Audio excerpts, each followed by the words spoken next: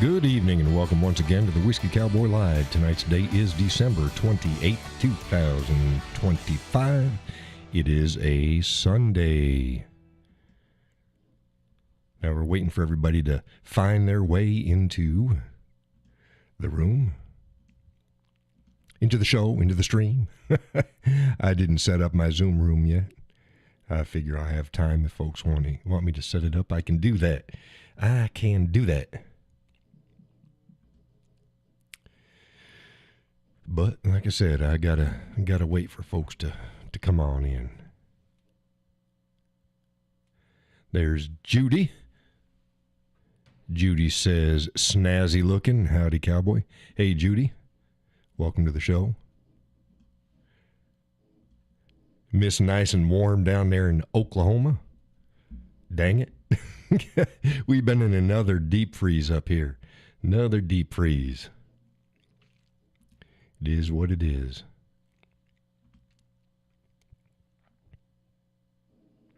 Don't know where everybody else is. Just let me know if the volume is good enough.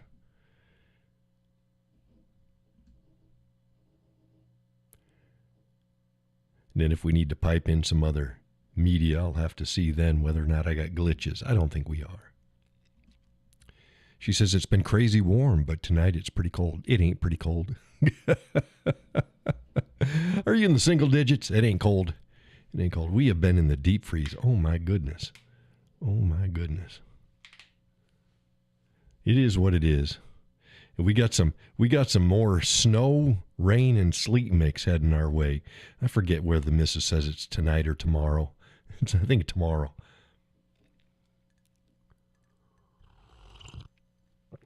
I don't like that.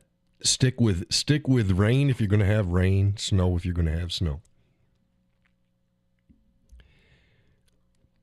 Don't give me the mix. Don't give it to me. But I do have the truck centered side to side in the driveway. The last snowstorm, I forgot to move it into the center. See, if I don't move it, I usually park it over to the left. I left Justify. So I've got 1.5 feet or so between me and the side of the driveway when I open up the door, because I don't have anything. Then there's the side area by the house, and there's nothing there, so I just open up the door, and it's not a problem. And it gives more room on the other side of the driveway. But, yeah, when you have a snowstorm come in, you kind of want to be able to run the snow machine, the snow blower, between the side of the truck and the side of the driveway, and you can't do that when you're 1.5 feet from it. So I gotta park in the center. Judy says it's in the 40s, but it was in the 80s. Yeah, I know. 80s. Wait, 40s is good. 40s is good. But yeah, you got to put it in the center so I can at least do. You can do like a snow blower and a half, snow blower and 3 inches. It doesn't matter as long as you get a snow blower down it. So with it in the center, well, closer to the center, I'd get about a snow blower and a half between the side of the truck and the edge of the driveway. And since I got the pavers in between the driveway and the house, they stick up a good, 1.5 inches or so. You can't run the snowblower over them. It hits it. So we'll see what happens. But I'm in the center now. And it was a beautiful drive yesterday after the snow. We had a snowstorm in the middle of the night, woke up to about 3 inches of snow, at least where we were. And I got that cleared, and I got the truck cleared off. And early afternoon, I jumped in the truck with the missus, and off we went for our weekly drive. And this time we hit all the back roads, a bunch of the back roads. The dirt roads, which if you know anything about dirt roads where it snows, they're awesome. They're awesome because it smooths them out and they stay, especially after a snowstorm. As long as it hasn't melted off, it stays white. So I just put it in 4-wheel drive and down we went. Beautiful. Just white roads, but smoother. No dirt, no dust, no sand, no gravel, no grit. And then the snowbanks on the side of the road, and then the whites in the trees, and the white and the snow over everything. It's like, oh, it's beautiful. Absolutely beautiful. So we had a wonderful time. Wonderful time out there driving. Hit the dirt roads. Turned into snow roads, packed snow roads. It was wonderful. Truck did great. Did great. Get out on the main road again, and we driven. I think we drove a couple miles, and the missus is like, "Hey, do you still have it in that thing that you had, or something like that?" I forget what she called it. You switch it back, and no, I switched it back to two-wheel drive as soon as we hit the tar.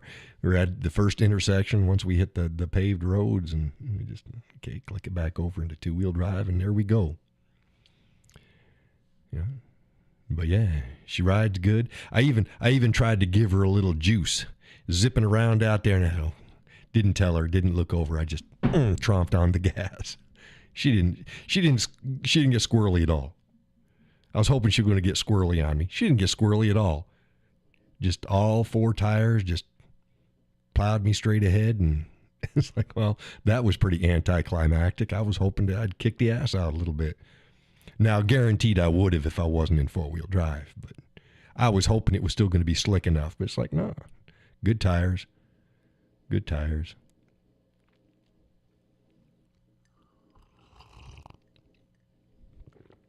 Judy goes, "Oh my gosh. Get it, Cowboy. She's probably having fun." Yeah, she was. Oh, it was a great time. But no, she didn't kick out. She just stayed. She just stayed true as can be. Just, off I went. It's like, well, listen, I was hoping for something more. Hey there, Kay. Kay says, "Good evening. Hope y'all had a nice Christmas." We did. Very quiet Christmas. Very quiet Christmas. Thank you. Yes, and I hope everybody had a wonderful Christmas. We don't do big Christmases anyways. But the meal was absolutely, I did as I told you, I did a standing rib roast, also known as prime rib. I did a standing rib roast. And it was absolutely gorgeous. Wonderful. Melt in your mouth. Yum, yum. Now I can tell you what I got my youngest. I said I've been wanting to get her this for a year and a half. And I didn't get it. I didn't get it. But I finally got it for her. Let's see if I can. Kay says prime rib. Excellent choice. Yeah. And like I said, good sales out there. You had to find them. Now I'm going to find.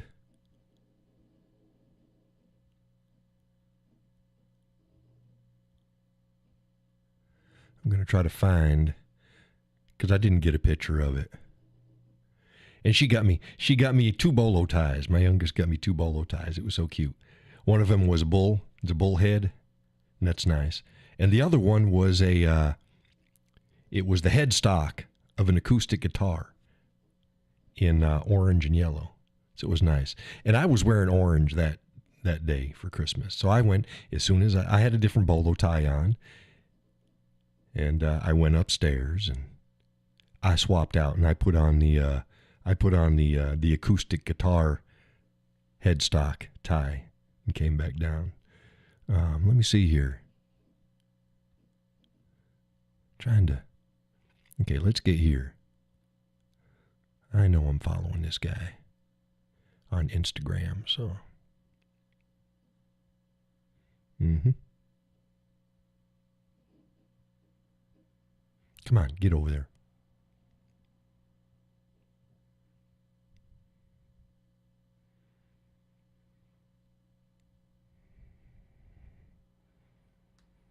Hell, I can't find it. I'm going to do a Google search. I don't know his name, but I'm going to try something else here and see if I can find it.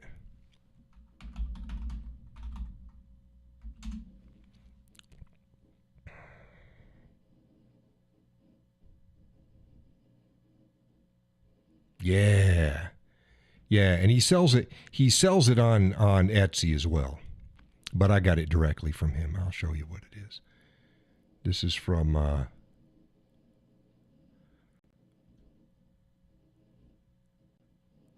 think this is from him. Yeah, Trevor Forrester. Here we go. This is what I got her. Come on now. Come on now. There we go. I got her this right here.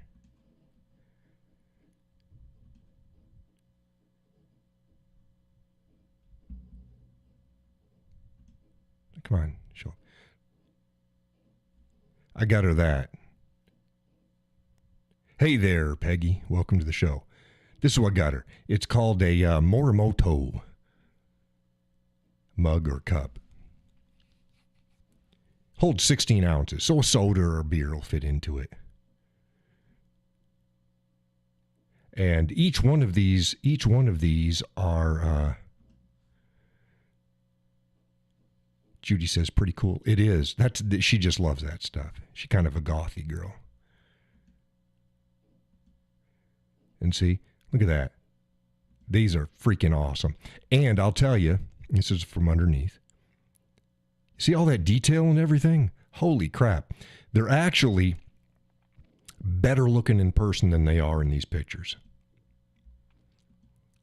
I wanted to get her a cereal bowl, but that was like $160 or something like that.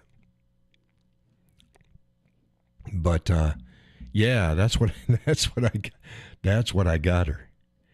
And she absolutely loved it. She started using it right away.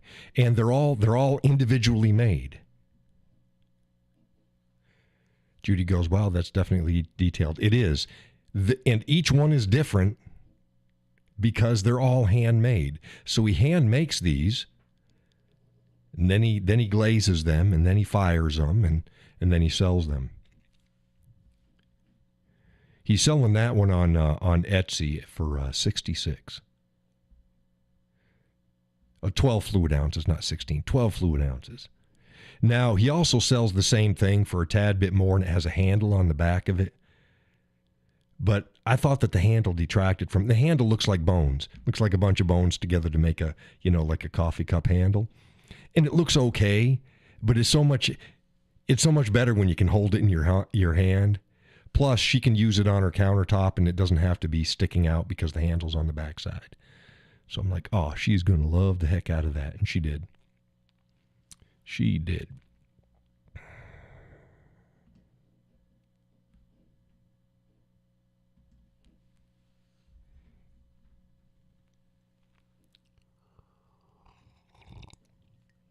Mm-hmm. Nummy num. Now, where the heck is everybody? Peggy's here. Kay's here. Judy's here. I don't know where Laurel is. Don't know where the rest of them are. Shows 3, but I probably have more if Gus is out there. Hey, Gus.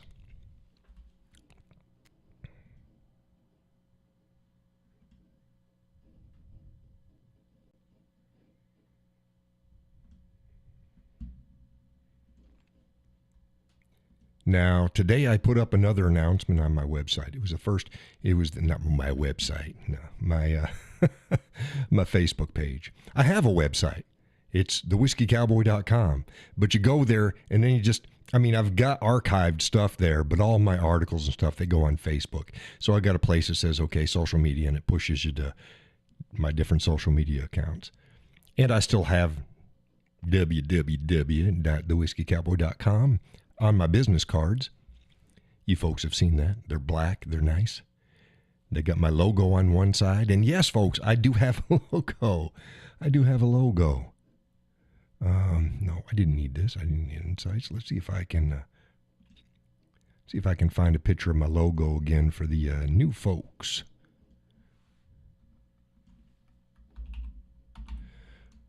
Logo.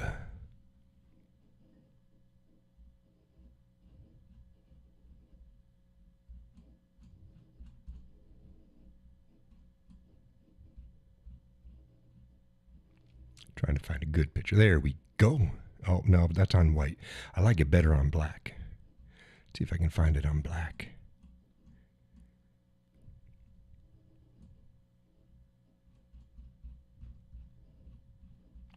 Let's try this.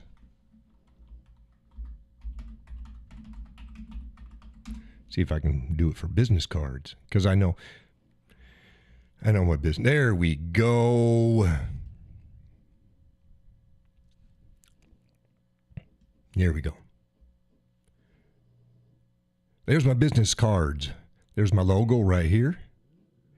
It's got the saddle on the bourbon barrel, on the whiskey barrel, with the Whiskey Cowboy written on it.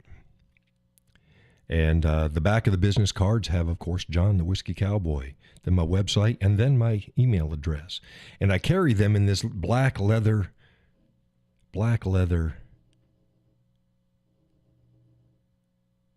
business card holder. COVID era, didn't carry around that much anymore because it just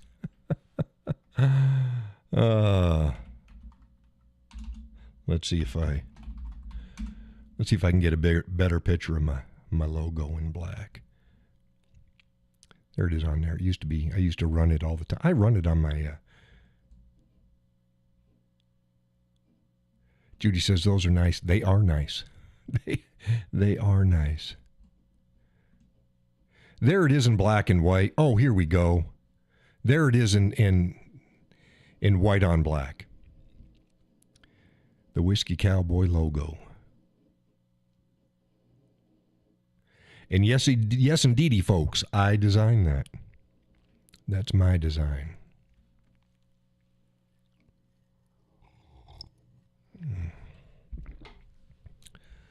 Yep. So that's my logo. that's what it is. Which is going to lead me into my next bit of information. I had posted up, like I said, I posted up that Peggy says those are striking. Well done. Thank you. I wanted something that's going to set my cards apart from most of the business cards out there. Simple, yet have just make a statement. And I'm a graphic designer as well. It goes, is there something you don't do? Nah, not much. There's not much that I don't do, if I have the means to do it. So that's my logo, and I posted up that Judy says, I think you nailed it. I agree.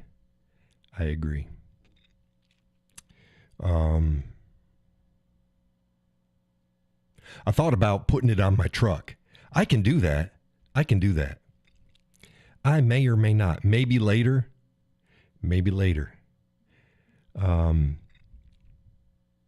Because I can have that printed just like that and put it on the back window of my truck, and I should be able to see through it because there's enough holes to go through it. I didn't want to go that flashy right away, so I just have, you've seen it, I've got the Whiskey Cowboy and my web address, and then also on social media, Instagram, Facebook, something other. So I just went with that, but I could go and I could do this again. I could put that on my truck. But okay. So here we go. I posted up this morning. I never got around to finishing this. I posted up this morning that what a lot of people, this, I do this full time. I do this more than full time. I put in more hours and effort into my content and commentary than most people do in a normal 40-hour-a-week job. And that's an understatement. Because I'm starting it when I'm drinking my cup of coffee in the morning, and I stop it when I turn everything off at night. And when I say I turn everything off at night, I'm talking about in bed. I'm still checking to make sure things are okay. I'm in bed. So I put a lot of hours into it. But But it's also a lot of stress because there's knuckleheads out there. So what I wanted to do is I wanted to be able to bring in another side stream of income that could be separate from, yet still could be connected with my commentary. It's like you can buy it if you want, but if you don't like it because you don't like my commentary, piss off. I don't care. So that brings me to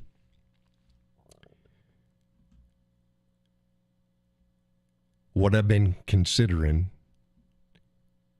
and I've talked it over with the missus, and she's in agreement, is starting up making peripheral products. And that would be coasters, napkin holders, charcuterie boards, cutting boards, anything that fits in a box that you can ship fairly well. I'll be making furniture and stuff like that here for ourselves, but I ain't going to ship that. That just costs too much. But anything that I can put in a box, lamps, again, the charcuterie boards, cutting boards, coasters, you name it. I used to make a bunch of that stuff anyways. And I still use them around the house. All of our napkin holders are stuff that I did. And they're simple to make. The simplest ones, rectangle base, square rectangle tops to it, fastened with a bunch of damn dowels. And you just finish it, and there you go. You can make them all sorts of sizes. I've been using them in my house. The kids have them in their houses. It's simple. It's a throwaway thing. It's like, okay, there you go. I just got some scraps. Let's make a bunch of these damn napkin holders. Now I can make them fancier, which I would. I'd make them fancier. Do it by price. Judy says, heck yeah. It's like, why the hell not? Here's my problem. Okay, here's the problem. I got no space. I don't have a workshop. I used to have a full workshop. I don't have a workshop. But I do have most of my tools. I still have the small drill press. I still got drills and bits of every type and size. I've got a drum sander, the one that comes up and down. I've got a bench top scroll saw, jigsaw. I've got bandsaw. I don't have a table saw. I've got no room for it. But I can get that figured out. That's about the only thing that I don't have. I got a hand router. I got planers, hand joiners and hand planers. I got the basics. I can just do stuff up, and I can glue things up and cut them up and do whatever. I can do all that. I just don't have any workshop space. That means I'm going to have an outdoor workshop, which means that when I do the stuff, except for when it's drying, that can go inside, it's going to be Mother Nature's shop. So I got to be able to bring things out and set them in my driveway, and then I make things there.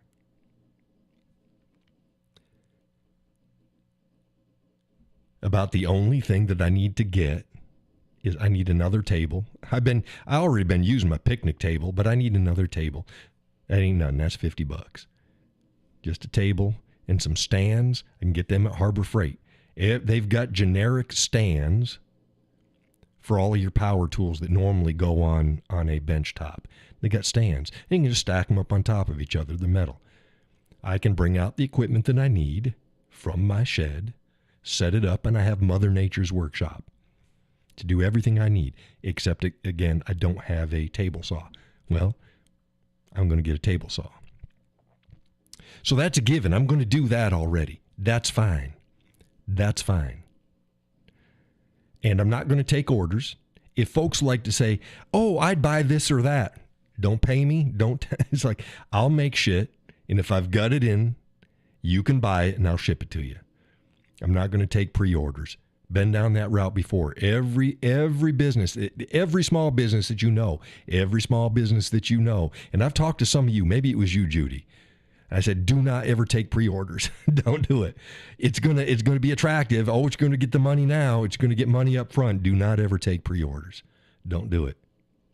You'll get yourself in trouble. It's not a matter of if, it's a matter of when. And then getting yourself dug back out can be a pain in the ass. Never take pre-orders. Make what you want to make and then sell it. Judy says that's exactly right. Damn right. Damn right it is. I try to tell people that all the time. You're going to, if you take pre-orders, you're going to fuck yourself. It's not a matter of if, it's a matter of when. So that's what I'm going to do. People can tell me, oh, I'd like this or I'd like that. Okay, I'll keep it in mind. I'll make it. Then if you want it, hey, there you go. And folks will be able to go. I'll post them up on my website. Say, these are the products that are for sale. If you want it, order it. You pay me.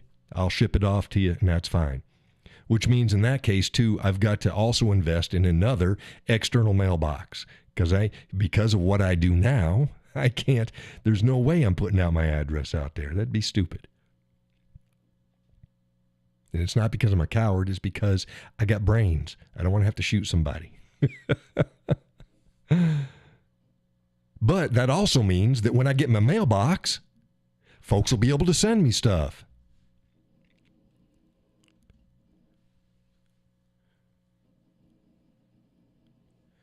Judy says it's amazing the people that want free things.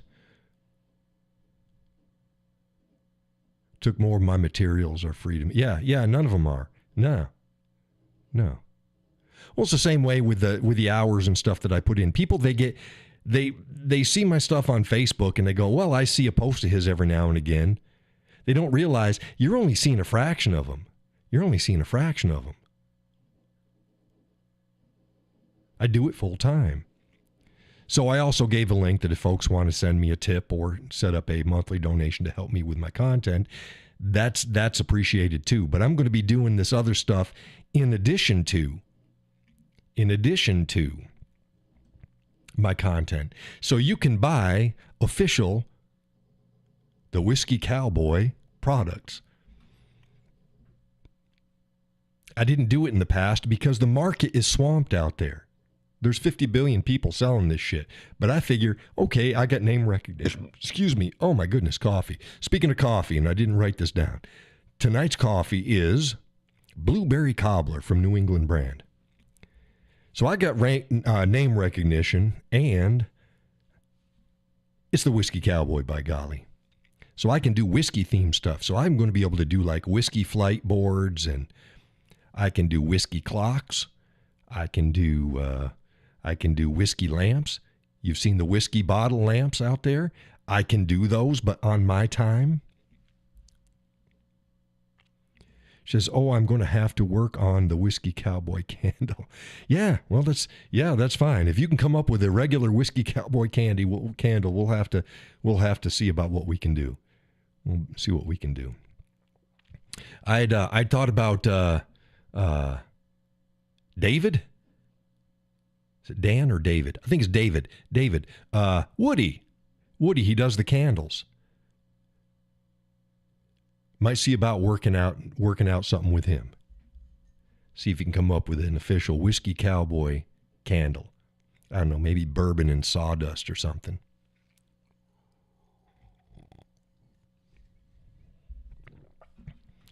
See about that.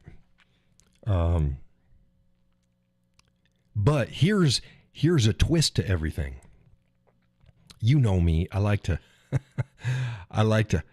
do things the best that I can possibly do it. And if I do things right, I might even be able to do, because I cast. Y'all know I cast. I work with pewter. The problem is most of the molds that I have, I got some nice crosses that I can get out there, and I got some Christian fishes and stuff. So that'll all be offered in there. So folks can buy themselves some pewter jewelry from me. But I've got some ideas that I would like to make, but I need to be able to make molds. And there's several ways to make molds, but whatever. I'm not going to get into it.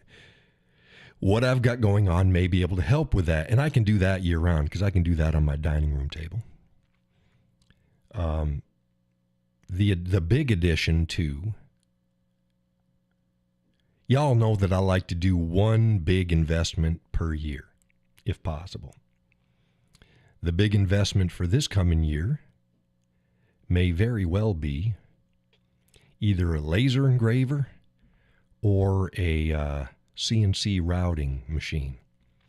And they ain't cheap. I've been doing my research this weekend to figure it out, and the missus is fine with it, whatever direction I want to go in. Ideally, I'd like to have both. They have advantages and disadvantages. Now, the CNC router would allow me to make the whiskey flight boards a whole hell of a lot easier. The charcuterie boards with actual pockets for things, and there's a lot of stuff you can do with it. But they actually cost twice as much for what I need to do, if that's the case, than for the laser engravers, believe it or not. Now, what the laser engravers would allow me to do is to engrave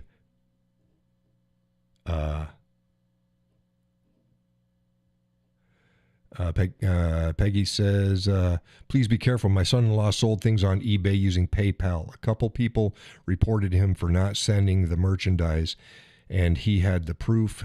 It burned him out. Yeah, I've been in business before. I'm familiar with that stuff. Yeah. Yep. And that'll happen with any merchant's account that you use. Here's another misconception. People, they think that PayPal is so much different than other merchants' accounts. They're not. They're the same. Ain't none of them any different. The only thing that's different is how much they're going to take from the processing, the name, and how much you pay for the service. That's it.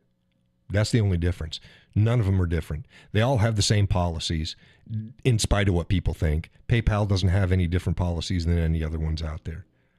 Oh, but they're anti-Second Amendment, anti-gun. Yeah, okay, well, go back and do your research. They tried to word some shit back years ago, blew up in their face, and they're not. No. They're just like everybody else. So, yeah. But thank you for the heads up. But yeah, I'm familiar with that. I've done business like this for a lot of times. Hey, Laurel, she says, I got distracted. You missed the goodies coming up this year. But okay, so let's get back to the other thing. If it's a laser engraver, I can do things like I can engrave. If I made whiskey flight boards, I could actually sell them with Whiskey Cowboy Glencairn glasses. So I buy the Glencairn glasses, and then I engrave the Whiskey Cowboy on them, and then I sell them. I can package them up with the whiskey flight boards. Even though the flight boards aren't going to be as easy to make as if I use the CNC router. Laurel says I'll watch the beginning later. It's okay. So, but it'll allow me to do things like if I make, because I'm going to make coasters. You got to make coasters. I can make them fancier if I have the engraver. Because as long as I just have the coaster blanks made, I just have to put them in the thing, and then I can put Whiskey Cowboy on it, or I can do whatever design I want. Do Celtic knots with a screw you or whatever, stop it, or whatever, and it's a done deal. I could get leather centers, engrave the leather centers, and brass tack them into a wooden grooved. There's 50 billion things that I can do. There's a bunch of products that are open to it, like keychains and medallions and what have you, that the laser engraver just opens the door for. And they're all small, and they all sell for good prices. And so, yeah, I've got to figure out. Ultimately, having both is ideal.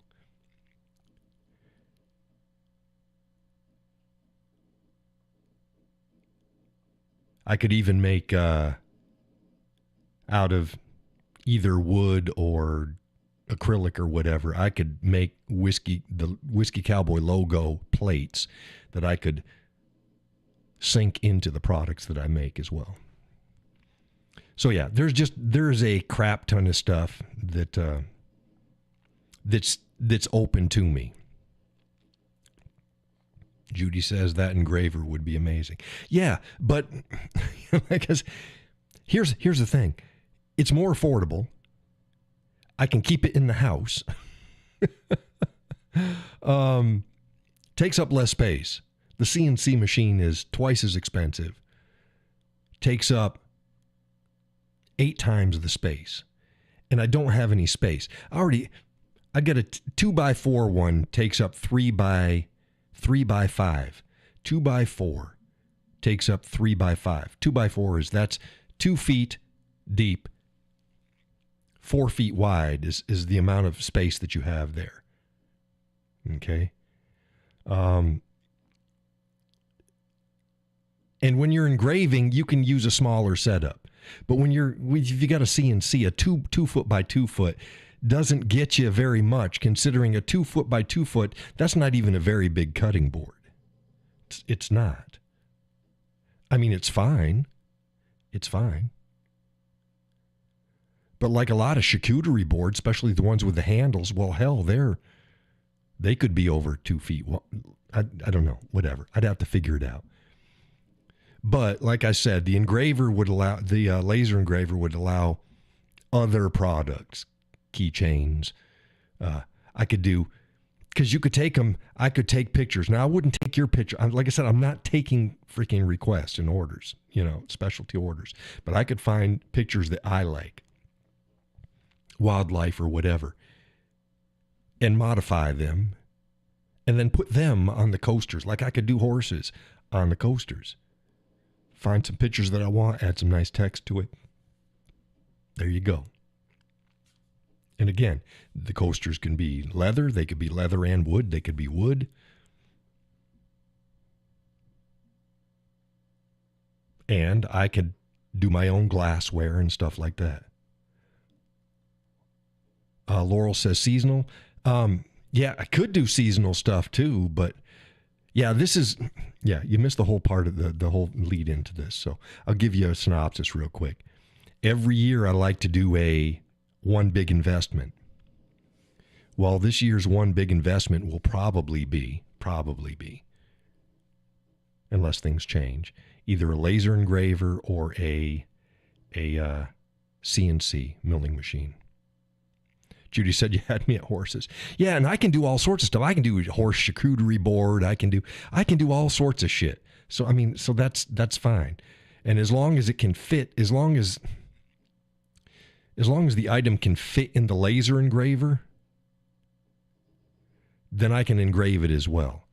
But if not, then I can again, the smaller items, whatever, it'll fit in the laser engraver. But whatever. But what I was going to do anyways, Laurel, is I've got dang near everything I need to do basic woodworking. I have some benchtop stuff, but I don't use it because I don't have my work shed is too small. So I'm going to have a Mother Nature's workshop, which means everything has to come out. And the only major piece of equipment that I would really need, I mean, I don't have a jointer and I don't have a planer, but there's ways around that. It's not a problem.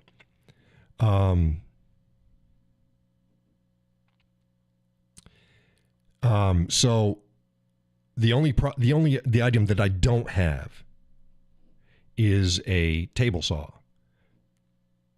I'm already putting that in my budget. So that's not part of my major investment this year. So I got band saws and jigsaw and drill press and drum sander and belt sander and what else do I got?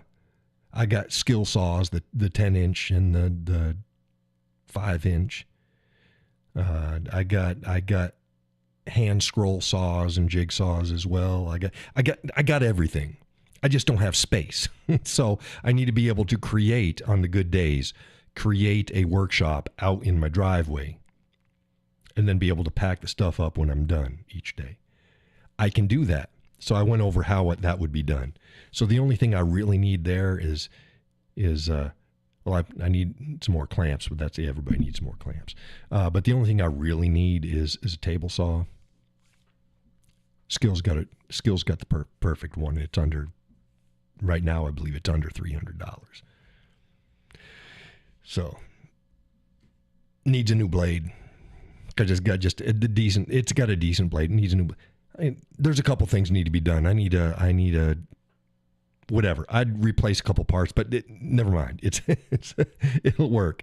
So I'm going to be offering up for sale products that I can ship.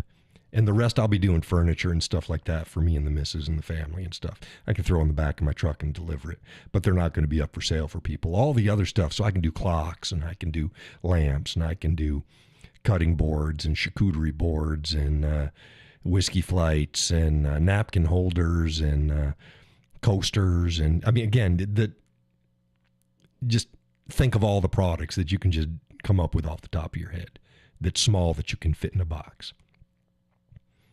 So I'm going to be doing that this year. The big thing is and both have their advantages and disadvantages. The laser engraver or the CNC milling setup. They both have their advantages and both have their disadvantages. The one thing about the laser is, if I get just the basics done, then like a coaster, I got coaster design. Okay. Well, you can engrave it 50 billion ways. you can engrave it 50 billion ways. So there's that. And it's easier to engrave my logos on small stuff. So that's the plan for this coming year, because I'm tired of having to rely on Facebook and how much they're going to give me, and or people that, and this is what gets me.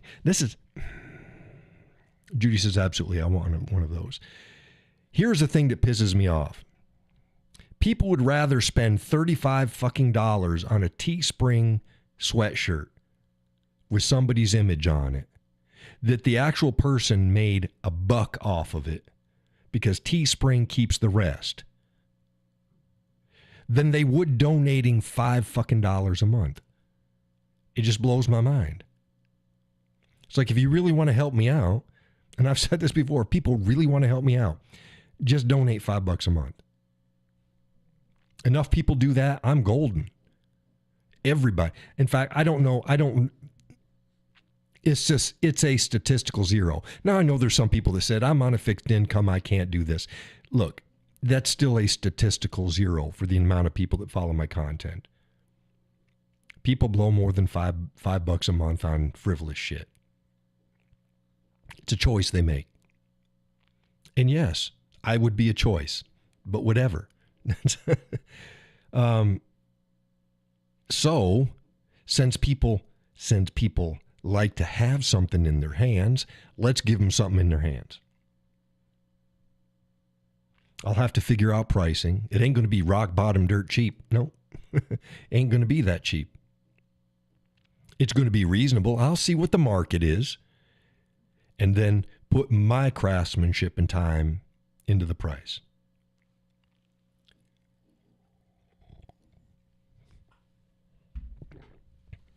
And I'm going to have to pay off whatever machine that I got. Like I said, my table saw, I'm just budgeting that. The rest has got to be paid off. The table saw does not have to be paid off by my products, because that's what I need for myself anyways. But the rest, if either the engraver or the CNC, I got to be able to pay that back. The machine has to pay it back. So you're looking at probably 3 to 5 easy, 1,000.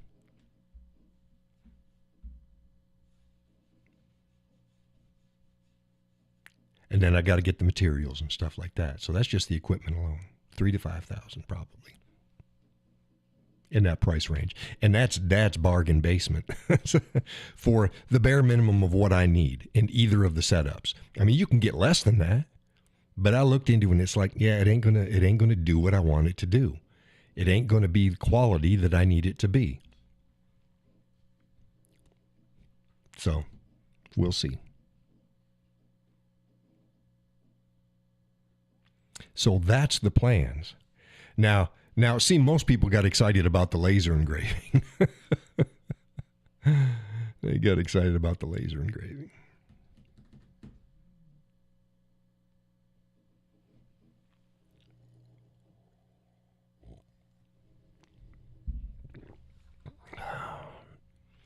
But we'll see. Back to Facebook. This is another thing that just really irks the living bejesus out of me. I'll put up good content. Well thought out. Good articles. Good reads. Even if it's short. Just stuff that makes a difference or should damn well make a difference. Should.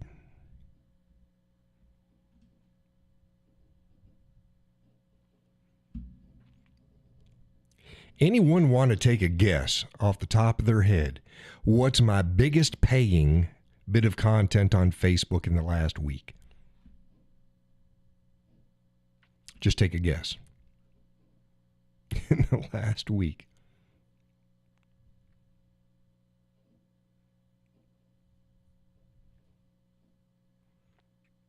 Memes. Close. I'm talking about a specific bit of content. I'll just tell you. There it is right there. 2 sentences and 1 picture. That's a picture of Bruce Springsteen at the beginning of his latest tour. And I wrote, I have a serious question. When did Springsteen turn into an 80-year-old lesbian? That's it. That's all I posted. That's it. Yeah, Laurel, I am dead ass serious. That not only got the most views and generated the most money, but it did so. I posted this up yesterday, just shy of 1 o'clock in the afternoon. Just shy of yesterday, just shy of 1 o'clock in the afternoon. 12:46 p.m. is when I posted that.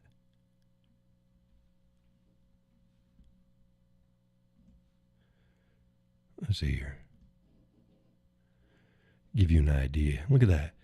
$36.81 is approximately what I've made off of that. I got 402,486 views on it.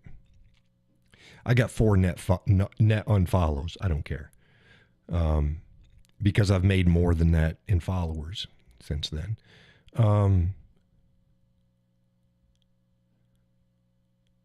8,918 emoji interactions.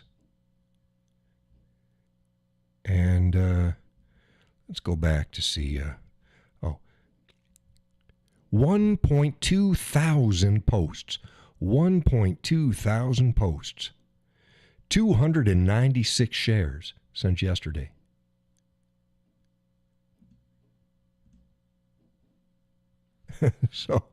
So yeah, it gets a little frustrating.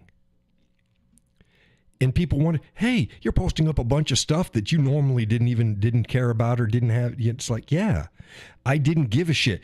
Look, those people who followed me for years and years, they knew the only thing that you found on my page was actual articles about a current event, tying it in with social and political issues. In other words, I didn't just report about the event. I reported and broke down the issues that were involved in it. And or general informational articles on just about all sorts of topics, be it sociology or politics or what have you, that's not tied specifically to an actual event. That's all I put on. That's all I put, that and whiskey reviews. That's it. That's all I had. And then Facebook kept banning me. And then they kept shadow banning me. And then I started to make some headway after the whole COVID thing. Last fall, last fall was when I first acted. That's when they monetized me. And I showed folks back then how much I was making like 35 cents a month. And they don't pay you unless you meet I think you have to make something like $35 a month before they cut you a check. And if you don't make that amount in 3 months, it's gone. They don't pay you. So I really only started making money in September. September of this year is when I really just started making money. And it's not what people think it is. You all know what it is. Right now, this is the biggest month from PayPal, or from PayPal. And again, I'm lagged 2 months in payments. So this month coming up, I'm not making that much. Now I'm just telling you, I'm not complaining. I'm just letting you know. I'm not making that much. I'm not making as much this month as I did last month. Last month I did okay. I was still about a third of what I need. But this month is even less. But I've been busting my ass. And that being the case, busting my ass. And again, this is on a rolling 28 days is what they do. And they pay 2 months back. They pay 2 months. 2 months.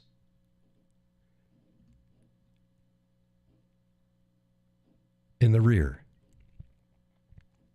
And this is the best. This is the best 28 day. This is the best rolling 28 days that I've had since I've been monetized. Let's see some guesses on how much they've calculated my running 28 days is now. And this is the best. This is the best. Let's get some guesses out there.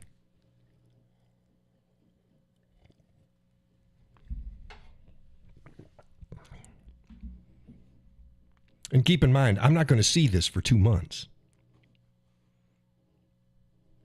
I'm 2 months out because they hold back 2 months.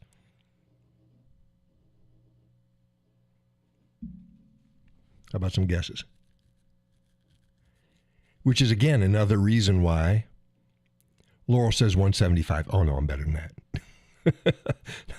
I'm better than that. So there you go, folks. I am better than 175. This is my best month. It's my best month. Now, keep in mind, though, this is for a month's worth of work. A month's worth of work. Not a week. A month. And you know the hours that I put in and how much content I put out there. This is a month's worth of work. Rolling 28. Judy says 350. Okay, good guess. Anybody else? It's better than that. It's better than that. The missus is like, oh, you're doing great. You're doing great. I'm like, I'm doing great. Nah, I need to be making, from Facebook alone, Laurel says I'll go with 500. From Facebook alone, I want to do about 3 times this much. Here we go. Here's the proof. There's my back end right there. $688.98 for 28 days. $688.98. Now, also keep in mind, they keep a chunk of this. They keep a chunk of this.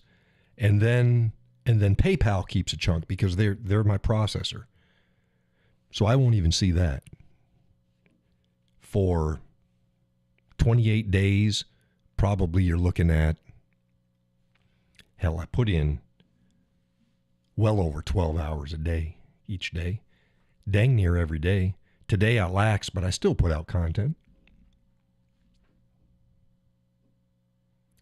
688.98. So, yeah, I need an additional income stream. So if people are willing to pay more, that doesn't mean, again, I'm still not going to, whatever I make, I'm still not making it back because I got to pay off equipment, but at least my table saw, that'll be already paid for. That'll already be paid for.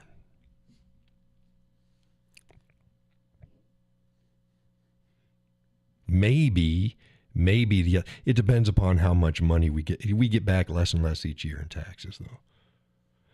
I think last year we got like $100. I don't. So it was nothing. I don't think we could have went out to eat with what they gave us last year.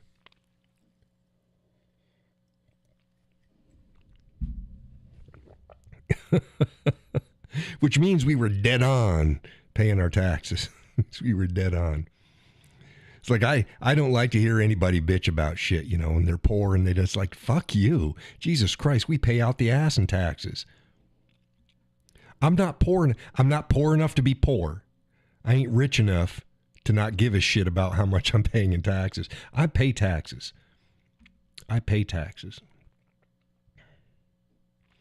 There was a point in my life where I was getting damn near everything back, which means I wasn't paying much in taxes. Yeah, that's gone. That is gone. That's gone. I'm happy not to owe. But, yeah, so I hear people talking. It's like, shut up. Shut up. Just like the Yahoo the other day on Facebook, and he's talking about, you know, that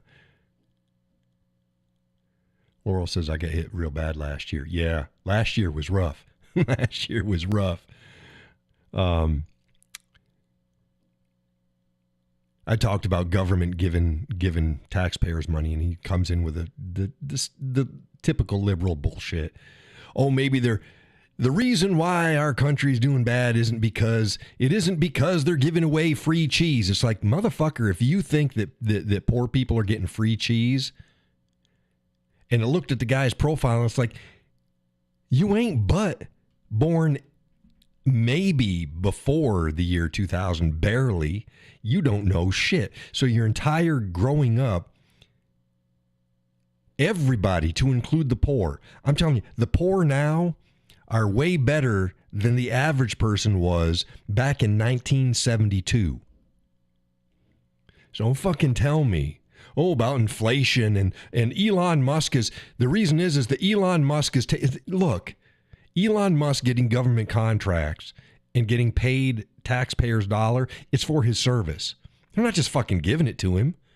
He's providing service and product that the government was going to buy somewhere anyways. You just don't like Elon Musk. Shut up. I have a problem with all the handouts given out there that are used to buy votes, and that's exactly what they do, is buy votes. You don't think so? I said, here's the challenge to people. How about stopping all those handouts and seeing how people vote then? Ain't going to be voting the same.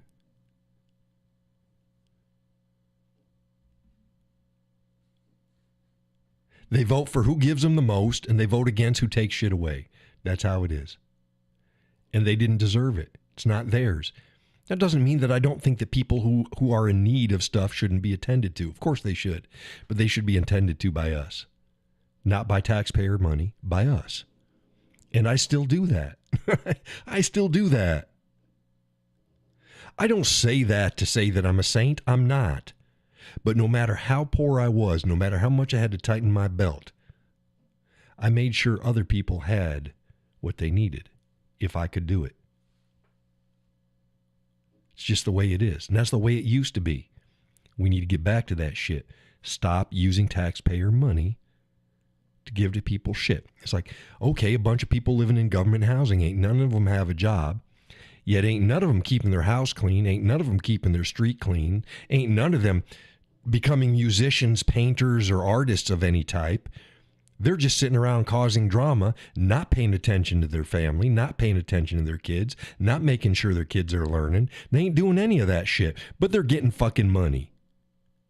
They're getting a roof over their head. They're getting clothes, and they're bitching about everything. Idle hands is the devil's plaything. That whole idea that's like, oh yeah, everybody goes, yeah, everybody, UBI. We need a universal basic income. Bullshit. You think that's going to take care of crime? It's going to give people more fucking time for crime. People are not criminals because they don't have things. Why do you think you see gang members with $350 fucking sneakers? Are you kidding me? Sneakers. Gold chains. Diamond grills. Low rider, spinner wheeled, freaking cars. You kidding me? The idea that criminals are out there because there's wealth inequality is bullshit. The idea that there's criminals out there because people are poor is bullshit. There's criminals out there because there's not accountability, and it pays them to be criminals. They get ego boosts. They like walking around like King Kong. They enjoy the money they get. They enjoy the admiration from the little Skittles out there. It ain't because they're poor. I've said this before, and I wrote an article. People are poor. People are poor because of the decisions they make in life. They're not poor because shit's been just hard on them. No. Same way with generational poverty. No, you look at the decisions everybody fucking makes. That's what it is. Just like squalor. Squalor isn't an income level. There's people, I guarantee you, there's people within 5 miles of me that look like they're Beverly fucking hillbillies that have more expendable cash than I do. Excuse me, guaranteed. And not only expendable cash, but have more money. Has nothing to do with your income. People traveling across the plains didn't live like that. They didn't live in squalor. Oh, tent cities, they're all full of drugs and trash everywhere. You know the difference between a tent city and a campground is? Do you really know what the difference is? Nothing. It's the people. I've looked at tent cities. They had nicer tents than I had back in the day. Back when I was taking the kids camping, they got better tents now in Tent City than I had.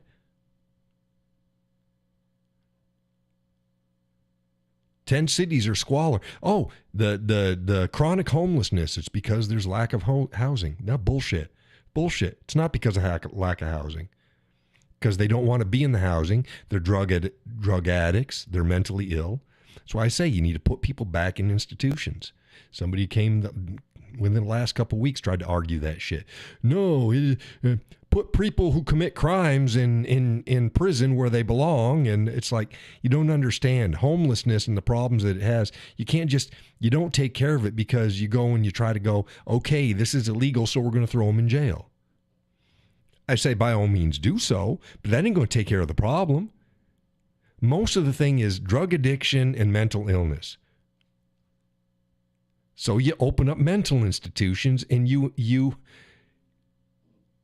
put people in there for treatment. And if they have to be in there away from society for the rest of their lives, so be it.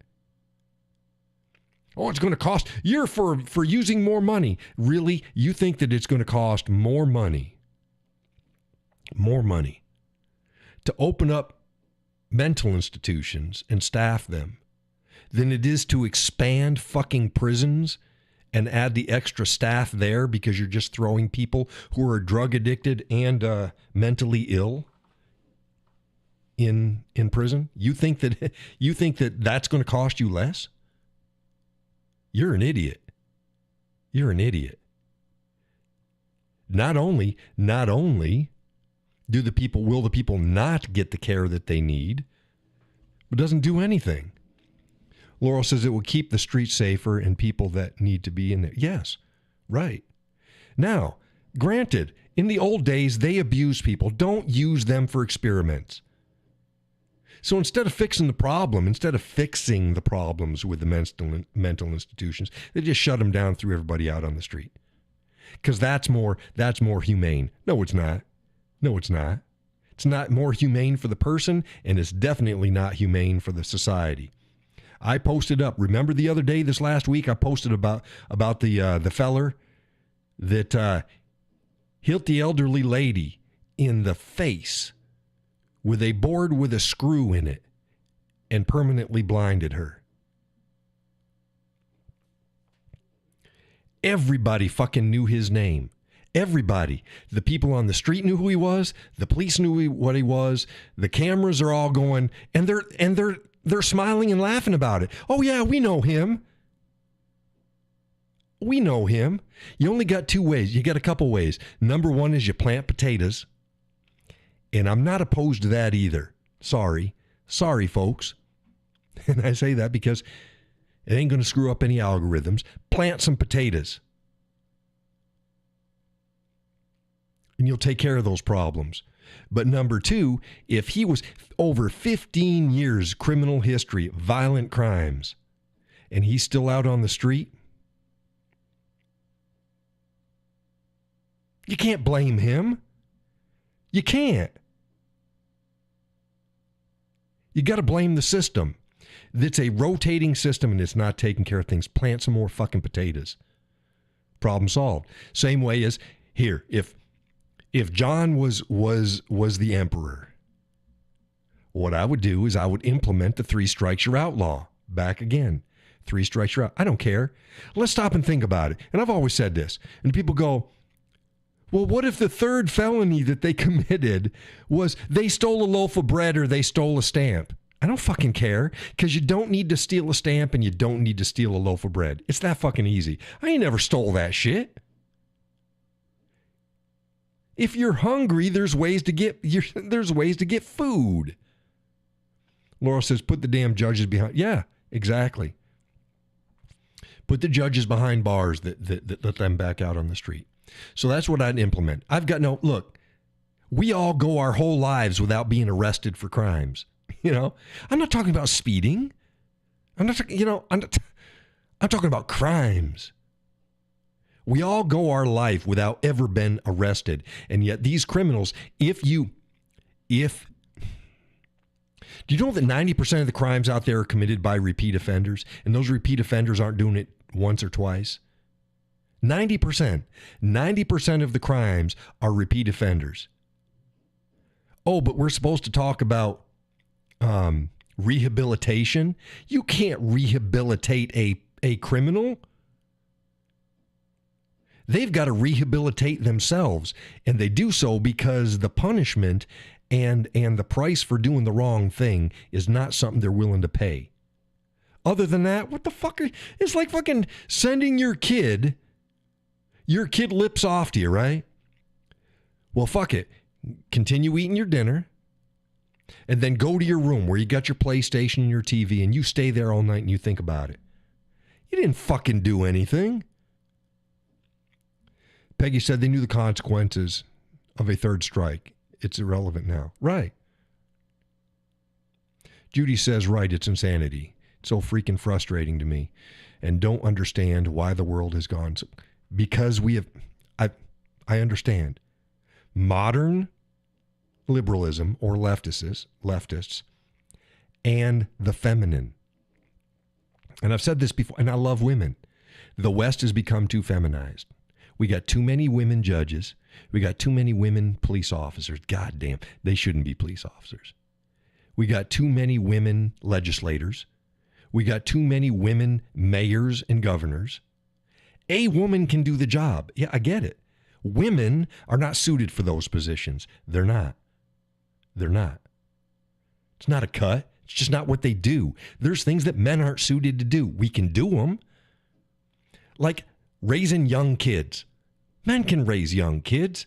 We're not suited for it. A man may be able to, but men in general, they lack what's needed for a child in their younger development. They just do.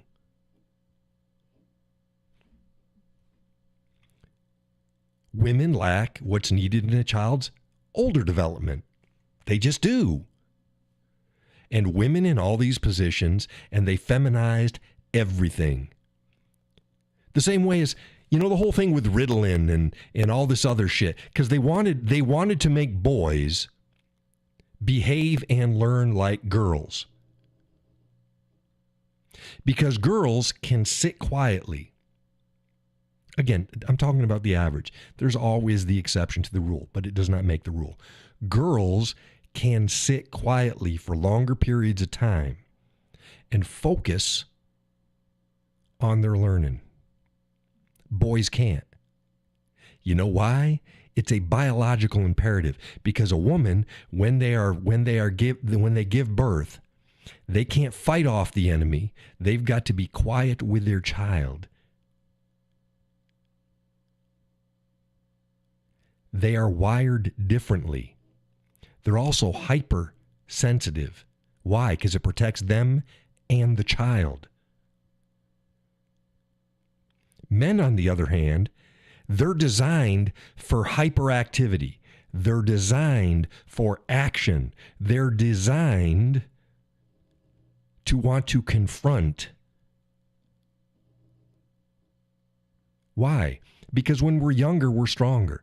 So you're looking at a teenage boy, you know, once he starts puberty, he starts ramping up to adulthood, and his body becomes physically mature by anywhere between 14 and 17 years old. But their brain hasn't grown. I've discussed this too. There's a reason why the brain, especially the frontal cortex, is the last thing to develop. Well, and I'll say it again, because you have to do things as a young human that when you get older, you'd go, ain't no fucking way. Ain't no fucking way. But you need to. It's why warriors are best young. Hunters are best young. You're at the sure, you can work out. You can take steroids. You can do, there's things you can do to get better as you get older. But the natural, without doing anything different, a male is in his physical peak between late teens and mid-20s. It's just the way it is. But you can't think like you do when you're 40 or 50 years old, or else you wouldn't do the things that you need to do. Judy says, and it's frustrating to watch our nation go far down the tubes. I agree with you. Yeah. So it's like I say it all the time. It's not that I'm trying to be an asshole. And I'm by far not the only intellectual out there that has been honest about it and said, yeah, we're far too feminized. Boys are not girls. Stop trying to make little boys into little girls. Oh, boys will be boys, and people, no, boys will be boys. Thank God. That doesn't mean you don't temper their behavior. You teach them what's right and what's wrong, but they learn different. Their attention spans are different. Their energy levels are freaking different. They're also growing. Their body is it's pumped with fucking hormones, and they're growing in mass and energy, and you think they're going to just sit there and they start this before puberty. They start this before puberty. There is a biological difference between boys and girls. Period.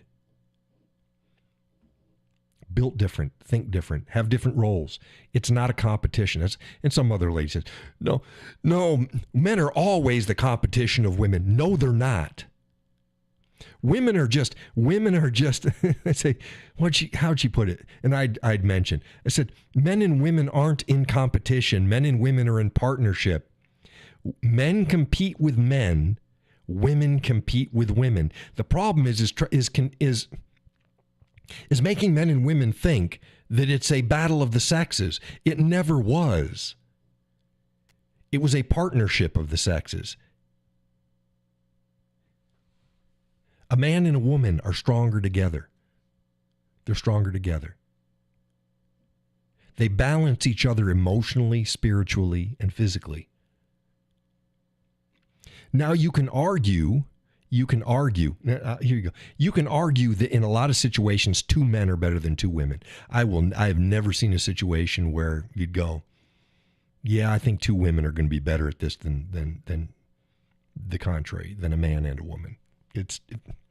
We're meant to be together. When it comes to physical aggression and stuff, yes, 2 men are better. But when it comes to a team and procreation and society and the human species, you need a man and a woman.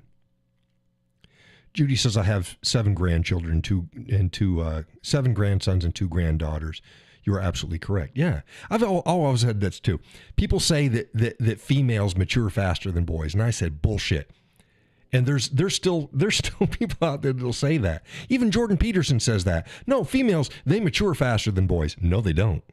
No, they don't. And anybody who's had girls and remembers what it was like to be a girl knows that they're doing stupid shit the same way as boys are. Just in the past, they didn't do it in front of everybody else. The boys just didn't give a shit. The thing is that women are in their sexual prime much earlier than boys are in that same thing. And they get attention of older guys. So because they get attention from older guys, they think they're more mature. And they'll act as if they're 20, 25. They ain't. 16, 17-year-old girl is still a girl. They still think like a girl. They still act like a girl. And more so today when adults don't have to fucking grow up until they're in their 50s. Girls ain't more mature. I've raised my share of girls. They ain't more mature than the boys are. They just do things differently. And they think... Here you go. They're like the retard that hangs around with the intellectuals. He thinks he's smart because look at all these intellectuals and we're having great conversations. I must be smart too. Nope, you're dumb. You're a fucking idiot. Girls are like that. I must be so mature because I have breasts. And older guys, they're paying attention to me. No, that doesn't make you mature. What makes you mature is your action. Watch a bunch of girls when there's nobody around. They do stupid shit. They say stupid shit. And they feed off of each other's stupidity. And many times in far worse ways than boys do. Boys get shit sorted out. They don't feed off of their stupidity. Boys can get really stupid. They can. But girls have some really, really bad. That's why you have suicide pacts. When was the last time you ever saw a suicide pact with a bunch of guys? Pregnancy pacts? When was the last time you saw a bunch of guys get together and say, we're just going to have a bunch of fucking kids? I think it's great. Whole trans ideology, you know that's pushed by females, right? The guys fucking do it better. They get the attention. But when you actually break it down, the whole trans thing, and that's a wide range of different things, mostly females. You look at who's pushing it. Mostly females. Fucking prove me wrong. It's females.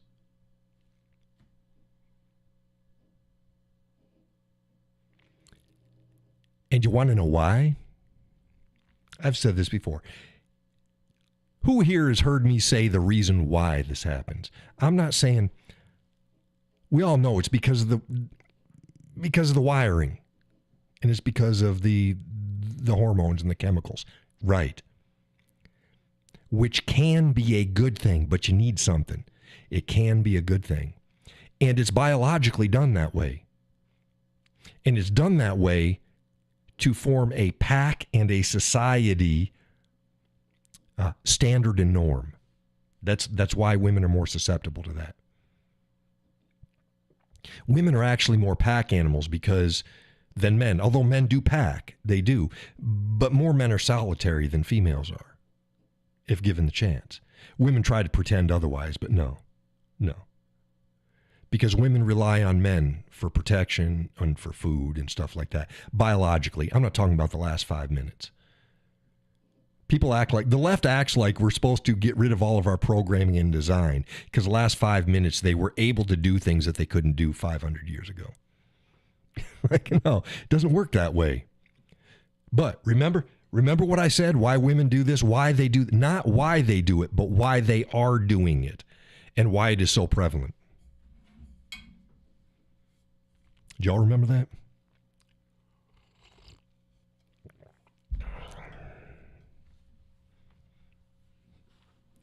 And my earpiece, I got two. I only use the left.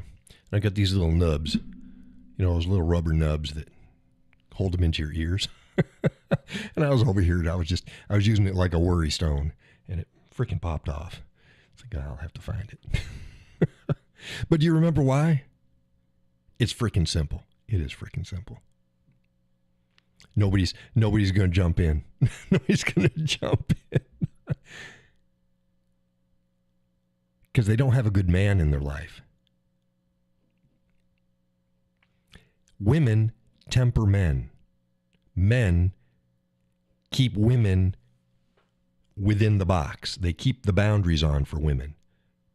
And there's a difference. Tempering is to smooth out the edges. It's to smooth out the edges. To fine and polish. Most women don't need refining and polishing from men. They got that pretty good. What they need guardrails. They need guardrails. Men provide those guardrails. Men, without polishing and refinement, they can be just beasts. We are. That's what we do. And thank you very much for you gals out there. You help refine us and polish us. But you certainly don't, because you can't. Until lately, women have become bullies. Women have done everything that they claim men did, but they didn't understand why things the way they were. So they don't understand things. Women in positions of power, oh my God. I ran across an article the other day. I forget who published it. And I just glanced over it. And the basic was, and it was written by a woman. It's like, yeah, this is why women, they shouldn't be in positions of power. Why? Especially unconstrained. And that's what we've had done in the West. Unconstrained power and exertion by females without the guardrails. It's wrong. It's bad. It's bad for women. It's bad for men. It's bad for society. Women polish and refine men. Men keep women within guardrails. It's like, no, I don't need to have to, just stay here. Just do, this is it. Just like that. Don't go, no, just, you're here. Good. You're just right here. Oh my God, I feel like a, no, stop it. You're not. I feel like a they, them. No, stop it. You're not. They didn't have good fathers in their life, and they didn't have good husbands in their life. Judy says, look at Jasmine Crockett and all the others, and they get a little power and they go, right. Most all this stupidity, you go, okay, there's some stupid guys out there. There are. But oh my God. And you look at the stupid guys and they're usually doing feminine energy. And there's a fucking difference. There is a huge difference. Jasmine Crockett. She's a total scam artist, right? She's not as stupid as what she pretends.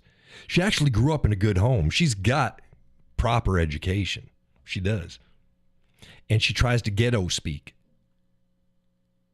And that's why she pushes all the racism and she talks like she doesn't have an education, because she's approachable by her voter base. It ain't stupid. That's why you've never seen me say she was stupid. Never. I've said what she said was stupid.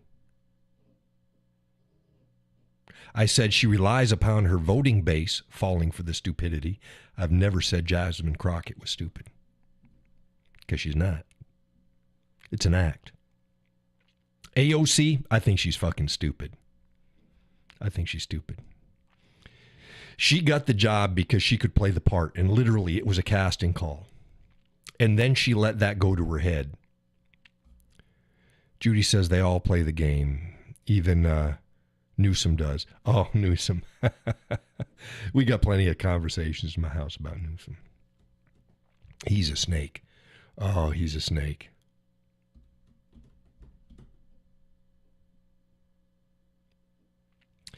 Here's the difference between the right and the left. I have never seen somebody on the right push issues because they thought that it would get them votes. Really, I haven't. Most of the time, issues on the rights are a detriment. So isn't Ketanji. Isn't what? You don't think she's stupid? She's a fucking moron. Ketanji, Supreme Court, she's a fucking moron. She was a DEI hire for her first judgeship. She's a fucking moron. But Jasmine Crockett, she ain't stupid. Yeah. Peggy says stupid. Yeah. She is a complete and utter idiot. I'd like to see an IQ test for her, really. I guarantee most of her work. Oh, here you go. When she was on the bench the first time, state level, and then now she's on the bench now. You want to take a guess at who the Cowboy thinks does most of the work?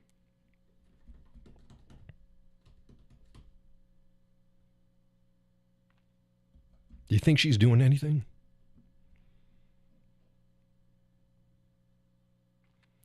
It's the interns and clerks. And she sits back. And how you can tell that is by watching her in any court hearing in front of the Supreme Court and listen to the things that her own fucking liberal benchmates have come out and said, yeah, that's pretty fucking stupid. She doesn't understand basic law. She does not understand the Constitution, which is even worse because that's what they're supposed to be fucking upholding, is the Constitution. Doesn't know the beginnings of it.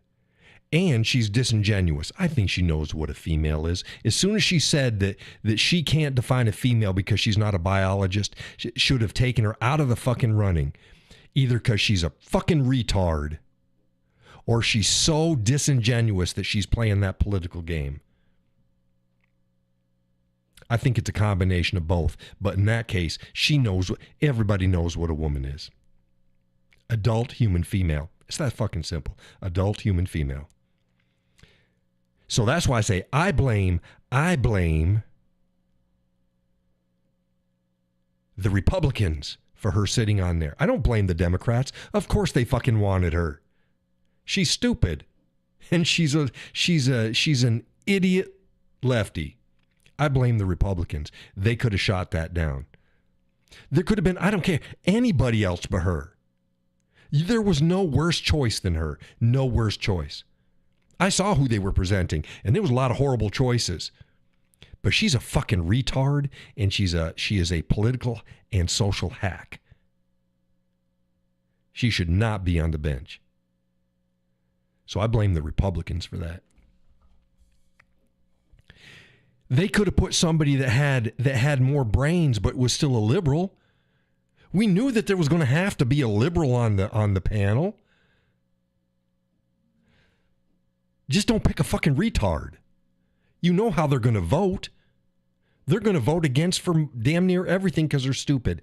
Some of the other ones have voted actually in line with the Constitution thus far. Not always, but they do occasionally. Her? She's a moron.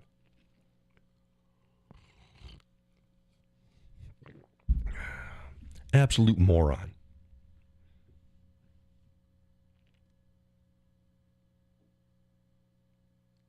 I disagreed with Ginsburg's decisions most of the time. I think she was outright wrong most of the time. But I could see her thinking. She came up with at least a persuasive argument. It was wrong, but at least it wasn't fucking stupid. You can disagree with the outcome. It's like, okay, at least you can see the gears turning. That's fine.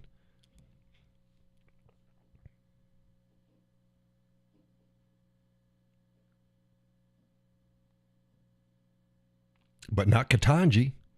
She's a moron, played out for the world to see. Played out for the world to see. It's insane. But yeah, we need DEI, get rid of it. There's a, I think it's a, let's see if it's I think it's a book. And I've been warning this. Yeah. Let's see here. No, that's not it.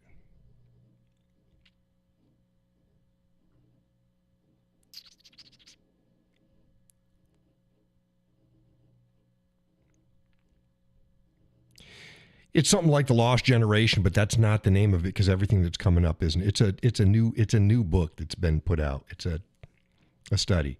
It's about men, and the author did the research, and I think it was from like the 60s on up, and then it ramped up really hard because look, I was complaining about this shit back in the 70s and 80s, where men were losing promotions to females that were not qualified. And this was happening, 70s, 80s, 90s. This was happening. And it was being pointed out. White men were losing promotions to black men who were not qualified for the job. Okay? This shit ain't nothing new. And white men have been kicked in the nuts since the 60s. That's when the boys can't do anything right. And it always gets me when girls get up and they go, the world is against us. The world is set in opposition to us. We can't do anything. Bitch, since the fucking mid-60s, nothing but you can do and be anything you want has been told to little girls. Nothing but that. You weren't being kept down. You were given preferential treatment. And then you were trying to turn society was trying to turn little boys into little girls. And punishing them for shit that was a good thing to see from a male. And it ramped up come 2000. And the study started from, they were looking at people who were trying to write for TV shows and movies and stuff like that.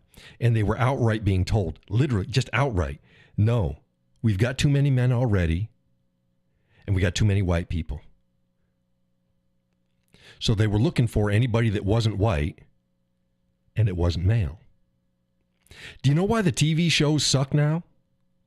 Do you know why they suck now? Where they used to be really good. Remember the 80s and 90s? They were at least good shows. Yeah, there was a dud every here and there.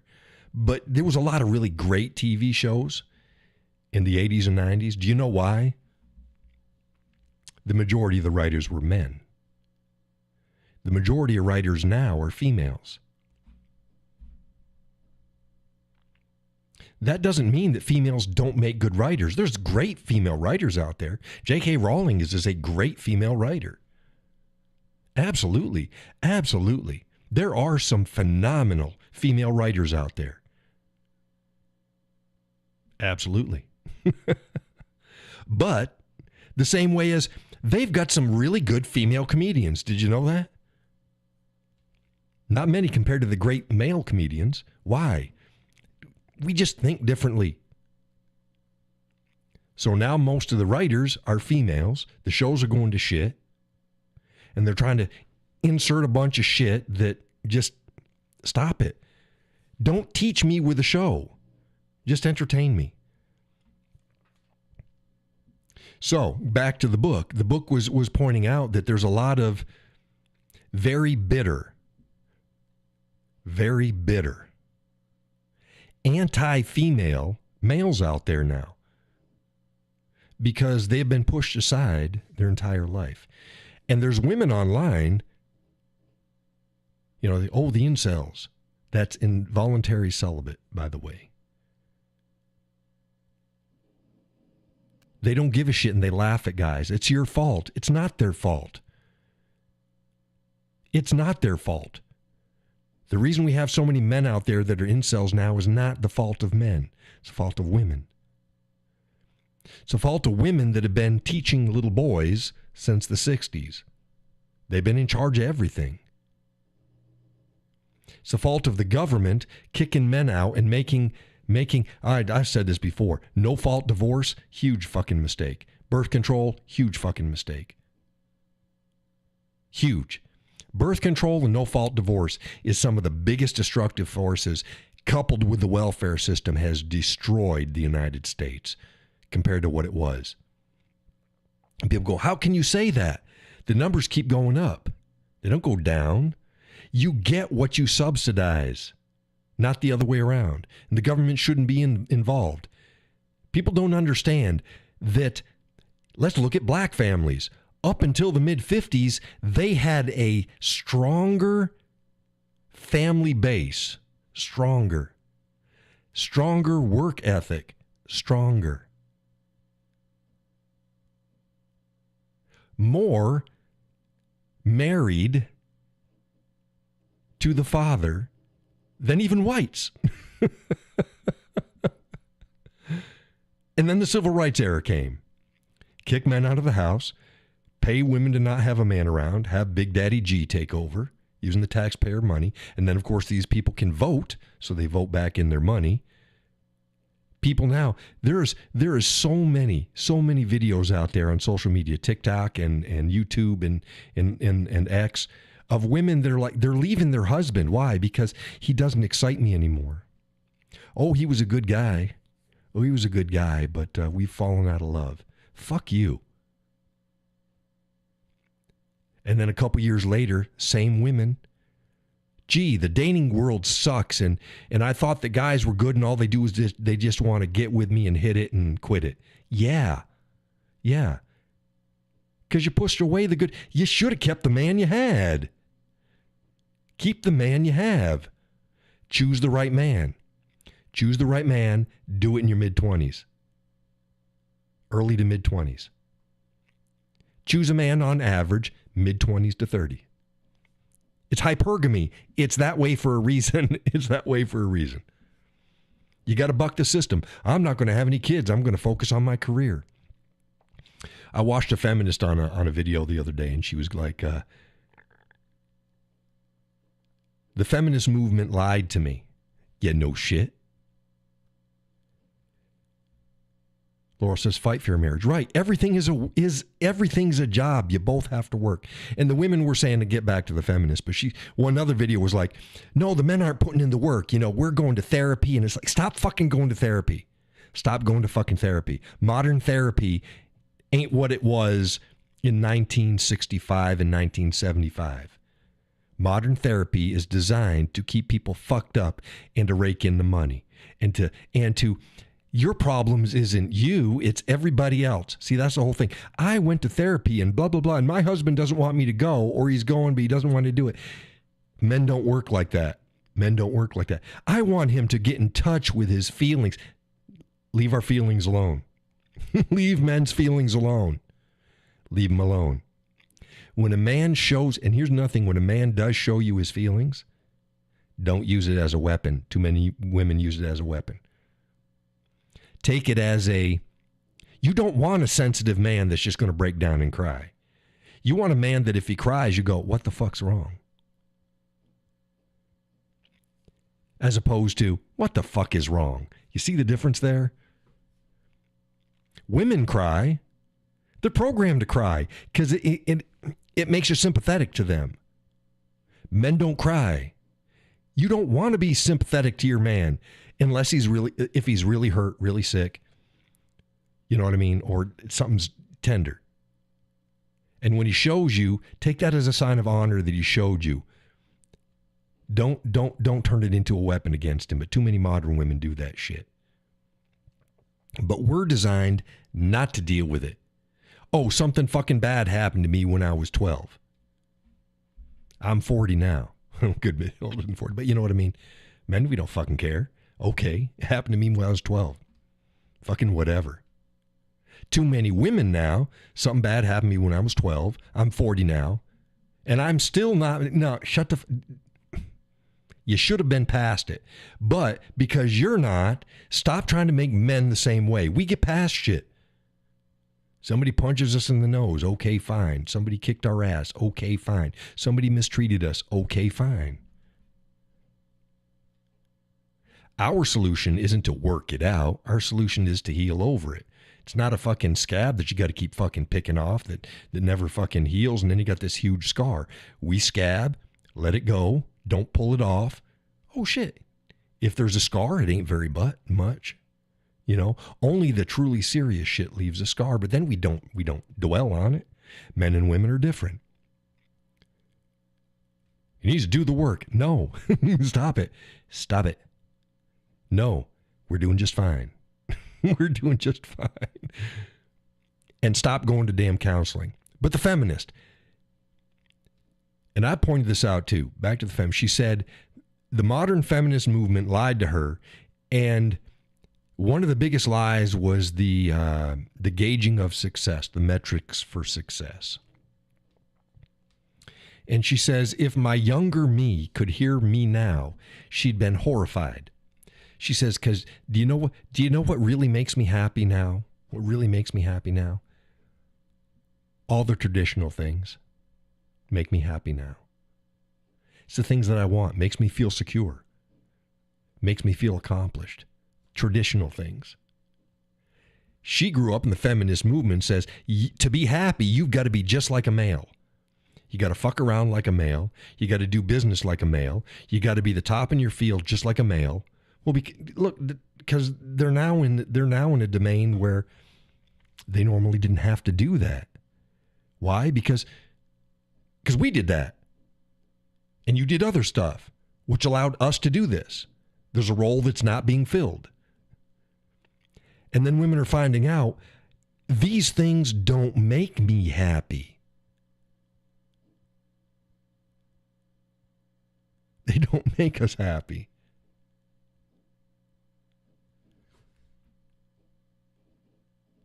And they don't impress men. Oh, I can't get a man because he's intimidated by my success in my education. No, he ain't.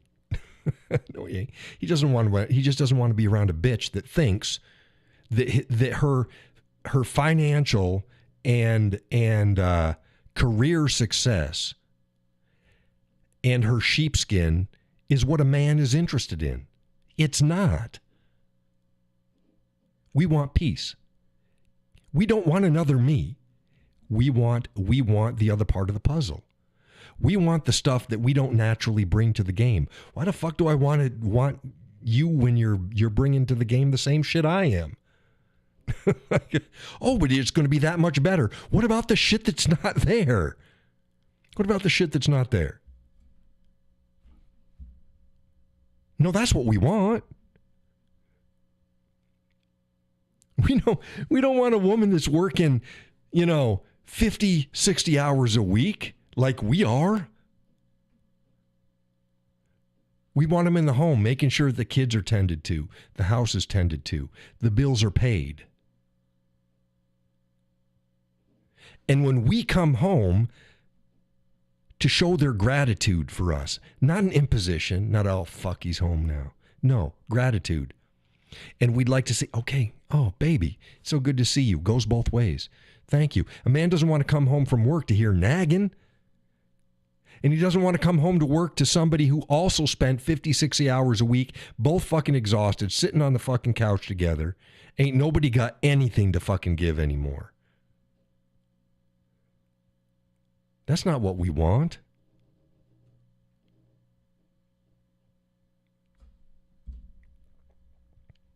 And that's the whole thing is like, I don't need no man. A man needs you to need him. Whether you need him or not, a man needs you to need him. There is nothing more insulting to a man than for a woman to say, I don't need you for a damn thing. I can take care of myself. Then what am I here for? You just want a pet? You just want a pet? Do you want somebody to kick around, somebody to belittle? Is that why am I here? Why am I here? Now, a man doesn't want somebody that's an invalid. that can't do anything for herself. A man doesn't want to have to worry about his woman not being able to do the basic things that she needs to get done. But a part of man's mission is to be able to go up to his woman and give her something that she can't do. Let him do it. Let him do it. I don't care if you can do it. Let him do it.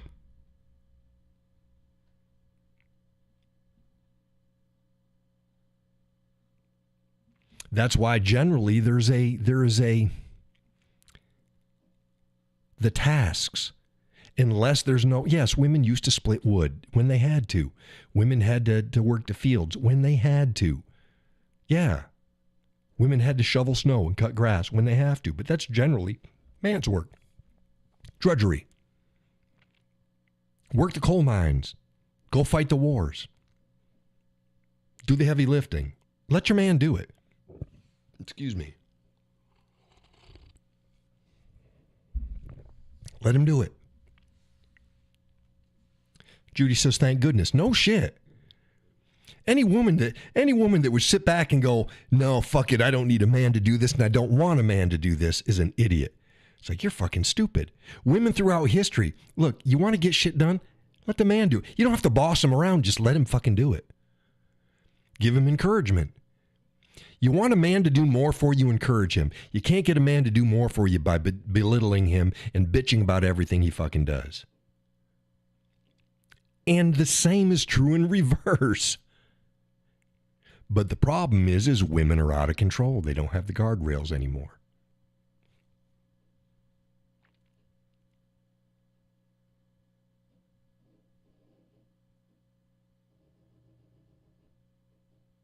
And part of that reason is we had generations going, I'm not going to do what my parents did. I'm not going to do that. Fuck that. No. Some of us know. It's like there's reasons. It ain't all fun. There's mistakes that are going to be made, but there's reasons why things were done. It's plain and simple. It's like, don't spank your child. You're only teaching them that violence is the answer. Bullshit. Bullshit. If you spank your child that needs, not every child needs to be spanked, and not every offense need to be spanked for. But if you train them young, then you don't have to beat them when they get older, and you're not going to visit them in prison. Laurel says, Tommy told me that my job was to take care of his sorry ass and the farm. He provided a very good life for us. We truly had a partnership. Right. Different roles. Different roles.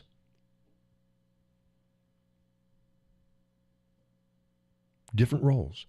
It allowed him to do things that he needed to do.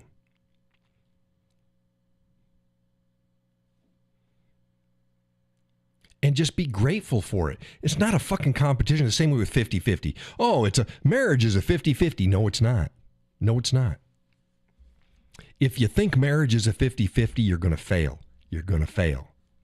If you think any relationship is 50-50, you're going to fail. Because there's going to be times where somebody has zero to give. They just don't have anything to give. They could be sick. They could be mentally distraught. Laurel says marriage is 100 to 100. To the best of your ability. Right.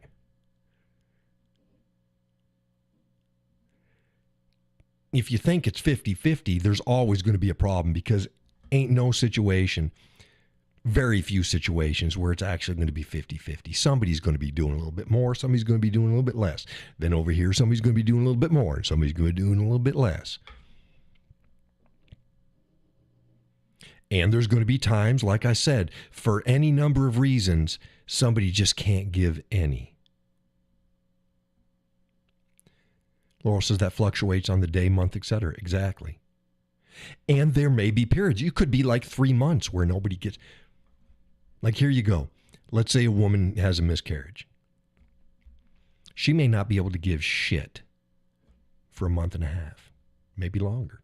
You got to deal with it. You got to pick it up.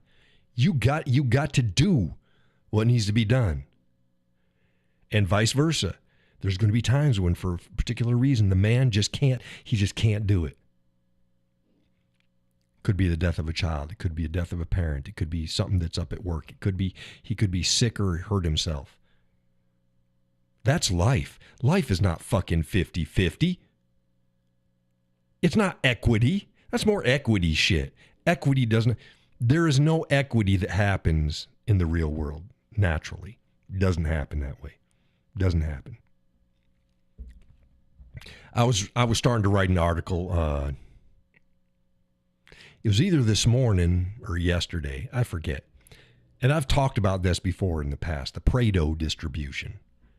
We've talked about that. The left loves to think that if there's inequity and there's an imbalance, it's because the system is fucked up and somebody's being kept down. Sometimes, most of the time, no. Why? Because the Pareto distribution happens in nature where there is no system. It happens in wildlife, in plants. It happens in plants. How do you think forests come to be? The Pareto distribution. Used to be just a field, then a tree, or a bush. Usually starts with a bush. Some other thing other than grass. Grass is the majority. Then a bush is there. And then the bush starts to take energy and take nutrients away. And it starts to grow. And the bigger it grows, the more nutrients and energy it takes. And then suddenly that field's got a bunch of fucking bushes in it. Till a tree is there. And the tree's looking at there and it's looking at all these bushes and they just got more shit. But if the tree's able to take root and it just rises up and it gets a little bit of sun, it's taking more nutrients and water, reaches out there and then causes shade, which then takes the sun away from the bushes, and then Pareto distribution. Another good example of a Pareto distribution is a snowball. You take a snowball and you roll it down a hill. You'll notice, watch how big it grows as it rolls. The more it rolls, it doesn't just get bigger. It gets exponentially bigger. Exponentially. The bigger it gets, the more it collects. The more it collects, the bigger it gets. And it's not a one-to-one. Because that's not how things work. You watch the charts of the Pareto distributions and they do this. They go here, and once you start, it goes, and then it fucking takes off to the moon. Exponentially larger. And they can take 3 different lines in the same thing. Once they reach a certain point, they go through the roof. If they don't reach that point, then they die. They drop off. That's in nature as well. The Pareto distribution. It's natural. You can't, the only way you can combat it is this false thing of equity. That's why I mentioned about Facebook too. The more my shit gets seen, the more it gets seen. The more it gets seen, the more people comment on it. The more it gets commented on, the more it gets pushed to be seen by more. And it exponentially grows. It's not a one-to-one. It exponentially gets bigger. And then the same thing happens in reverse. If I don't keep the push and it slows down, it doesn't slow down like this. It slows down like this. And then you're not seen. That's why every time Facebook banned me over the years, whether it was a week and sometimes it was a month, sometimes it was almost 2 fucking months, if not longer. I'm starting out at a negative in the Pareto distribution. It didn't matter, and it didn't matter how great things were before. It's not like, oh, I'm back, so now I'm going to pick up. No, you're fucked. Which is, again, why I want another income stream. The left doesn't understand that. They get caught up on equity. Everything's got to be equal. Nothing's equal. Nothing's equal. Doesn't work that way. Nothing's equal. Judy says they were cruel to me. What Facebook did was criminal. I said that when it was happening. It's criminal. They just provide a platform. They need to leave people the fuck alone. Unless they have violated a law, leave them the fuck alone.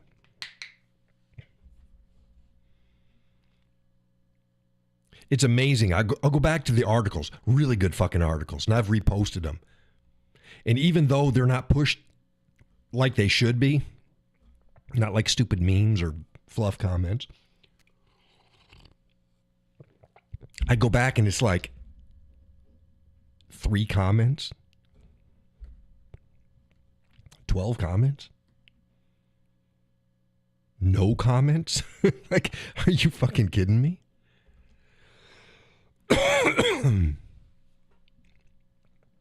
Crazy. Prado distribution. So again, you can sit back and you can complain about shit, or you can realize it and then go, what do I need to do to increase what I need to do? That's why I've got more memes. That's why I've got more blurb comments. And I just shakes my head at the shit that fucking goes through the roof. It's like a year ago, even just a year ago, I didn't post any of that shit. I posted what I considered serious content. That's why I shake my head when people come in now and they think they know me because they've seen a meme or a blurb comment. Oh, I'm just some stupid fucking hick. No, go to the about. Go to the article that I wrote. This is the Whiskey Cowboy. Go back and read articles that I've actually written. One article that I wrote the other day, which is, and I'm glad that it got a little bit of traction. I wish it got as much traction as the Bruce Springsteen post. But Judy says they have no idea. No, they don't. No, they don't. And it's like when people think that I haven't thought things through. Bitch, if I posted this much about it, I probably thought more about it than you have most anything in your entire life. You're not going to, he doesn't know what the fuck he's talking about. No. Okay. Whatever. Let's try to get this article that I wrote.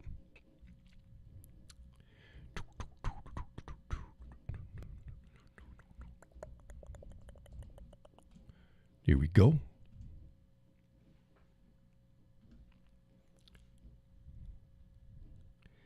This has 3.2 thousand comments or emojis, 91 comments. 91's okay. We need more. And 1.3 thousand shares. That's not bad for an article that this is not fluff. It's not over the top. It's not overly intellectual. But this is what I wish more people would see. This is about the economy. And if folks haven't read it, go to my page. Look for this picture right here. Right here. It's got Schumer over here, and he's bitching about something. You got a train down here, and you've got a interstate highway right here. Now, I'm glad that this got the attention that it did, but it deserves more attention, especially since this was written. It was 2 days ago, so this isn't bad for 2 days. It should have gotten way more than the Bruce Springsteen. Now, what this article is about the economy and how the economy actually works. And the left and most people think that the economy is like hooking up a trailer to a truck or a engine of a train to a bunch of cars. And then when something takes off, everything gets pulled along with it. Same thing. Engine moves, caboose moves. Engine moves, middle car moves. And they all move in the same direction and at the same speed. So if you see this, everything should be doing well. And if things aren't doing well, I guess nothing's moving. That's not how the economy works. The economy is a roadway or a superhighway. Each lane traveling at its own speed, going in the same direction, sometimes not even in the same direction. And each segment of the economy, that's the cars. You can't judge the speed and the effectiveness of the entire highway by just one car. And I use the analogy too, just like sitting at a stoplight. How many times have you sat at a stoplight and you're like, let's say you're 10 to 20 cars back, And you look up ahead and you see the light and it's green. And you're just sitting there and you're like, motherfuck, go. The light is green. Go. Why am I still sitting here? And then you start moving and the light turns red. That's the economy. People don't understand. When that light turned green, people started moving. The economy started moving. You're 10, 15. Tall pedal on the right. Laurel says, yeah, but you're 15, 20 cars back. And since we're not all hooked up together, you got one car going, then another car going, then another car going, and it's delayed until it gets to you. And that works like a slinky, especially on the road. You've seen this. Speed up, slow down, speed up, slow down, speed up, slow down, speed up, slow down. It's like, why the fuck can't just people, we're all wanting to go in the same direction. Why don't we all just pick a nice casual speed? We'll get there faster. And you're right, you would. But that's not how people drive. It's how I drive. Even when I see that accordion, I'll slow down. I'll slow down to a speed that I think is probably going to be right, where I'm not going to use my brakes. And other cars will be going faster. So that when I get up to that last car that finally had stopped, they're starting to move again. And I didn't touch my brakes. I just kept moving. But everybody else is getting all pissed off because they got the accordion effect. And they fucking race. And then, fuck, now I'm sitting here for you know, what seems like 5 hours. It's not. And then you finally go again and, oh shit, everybody took off. Oh, it's a race. And you step on the gas and you just go flying down the road and everybody stopped again. And you go, oh shit. The accordion effect. That's how the economy works. That's how it works. That and the stoplights. And a superhighway. It's not a train. It's not a truck and trailer. That's not how it works. And the left, they love this. How many times have you heard this? The stock market's booming. And it should be a good sign, right? But then they go, no, fuck it. It's not a good sign because the average person at home is not feeling any change. Well, because the light just turned green, motherfucker. Of course they haven't felt any change yet. That's exactly what's happening now. Or how many times you heard this? The stock market sucks, but the economy's still good because, hey, you're at home and you're still feeling good. It's like, yeah, yeah, because you ain't hit the fucking stoplight yet. I always go, let's see both. What's actually happening? That's how you can plan ahead. That's how you can do that coasting thing. Remember, I said you pick the right speed. I've said this time and time again. My income and my family household has never been severely impacted. And there's a difference. Not that you don't feel it. Severely impacted by whoever was in office. Didn't happen. Had to do with other things. But I found that if I kept my head about me, kept my finances decent, didn't get stupid, didn't overexert, spent just what I needed, I did okay. Oh, I may not have been soaring in the high times. But then when there's low times, I'm not going, oh, fuck. That's how the economy works. That's the same way as people. Credit cards. Worst thing to come along. Used to be, you'd have to get a signature loan. Cars, you had a card loan, and house, you had a house loan. Everything else, you had a signature loan. So people weren't going into debt. Credit cards come along. Oh, fuck it. And then they get that endorphin high. They got to get something new. So then if they don't, they feel like they're missing something. It's like, no, I like to get the best shit that I can get for the money that I can that does what I need it to do. And then just use it until it doesn't fucking work anymore. Take care of it. But I don't need something new all the time. And then people want new all the time, and then they bitch, piss, and moan. I'm only going to work to pay off my debt. I'm a slave. You fucking made yourself a slave. Nobody forced you to buy that shit. I got to keep working because the evil banks and the credit card companies, did they twist your fucking arm? They make you buy that new car instead of that used car that you could actually afford? They make you buy that house that was too much house? They make you buy that new computer or that new iPhone.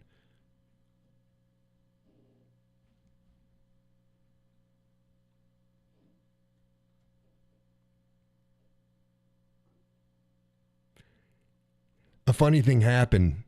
I think it was either today or yesterday. I don't know. Was it today? It might have been today. I was talking about my cell phone. I got an old cell phone.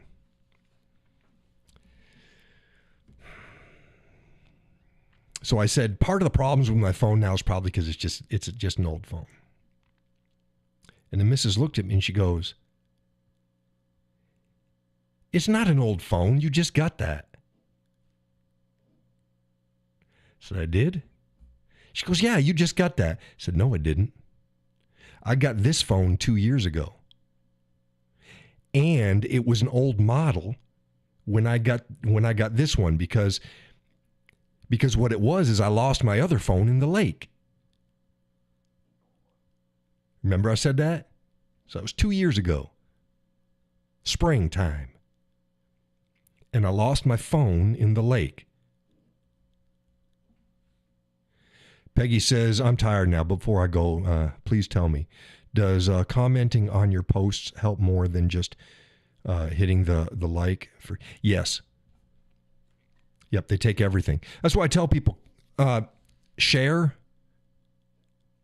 like. It doesn't matter what the emoji is. You can care it, heart it, frowny. Some people go, oh, if you frowny, it counts against you. No, it doesn't.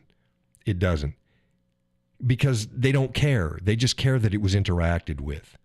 That's why you see a lot of liberal sites that the people on the right just go ape shit and they just post all over the place, and it helps the liberal sites. It's like, Jesus Christ, don't emoji them, whether it's even an angry. Don't do it. So yes, any kind of emoji, any kind of comment. Agree is fine. I agree. Thank you. And here's another thing. You don't need to write a dissertation. Just any comment. Peggy says, I will definitely comment more. Thank you. Thank you. It is appreciated. It all helps. So all of that goes in. Shares, likes, and emojis. And I keep track of everything because I gotta get it pushed. But thank you for joining the show. I'm sorry you're tired. Where the hell was I? I was... about my cell phone. Oh, it's a new cell phone. You're most welcome, Peggy. It was 2 years old. It was 2 years ago. I had it replaced. It was new then, but it was an old model. So it's 2 years old. In today's market, in the way cell phones are built, a 2-year-old cell phone is an old cell phone. They're not designed to last but a year and a half. So you go buy a new cell phone. The missus has a new one because her battery swelled up on her and they couldn't replace it, and she got a brand new model. So that's fine. So that's great. And that was fine. That was good. So she got a new cell phone this year. I'm running 2 years. That's for cell phones, that's an old cell phone. But that's why the cell phone companies, they always contact you every 6 months to 9 to a year and go, hey, I'll give you a deal on the new one, because they want you to have the bigger, better thing, and it keeps the payments higher. And I don't do that. I don't do that. It's people's choices.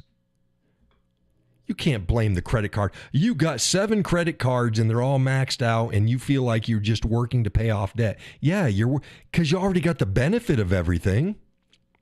Laurel says, mine's ancient then. Tommy and I got them like 5 years ago at least. Yeah. Yeah, that's like fucking, that's a fossil. That's a fossil. You're lucky your battery is still working. That's usually the first thing that craps out on them. And instead of replacing the batteries now, they just replace the whole phone. It's weird.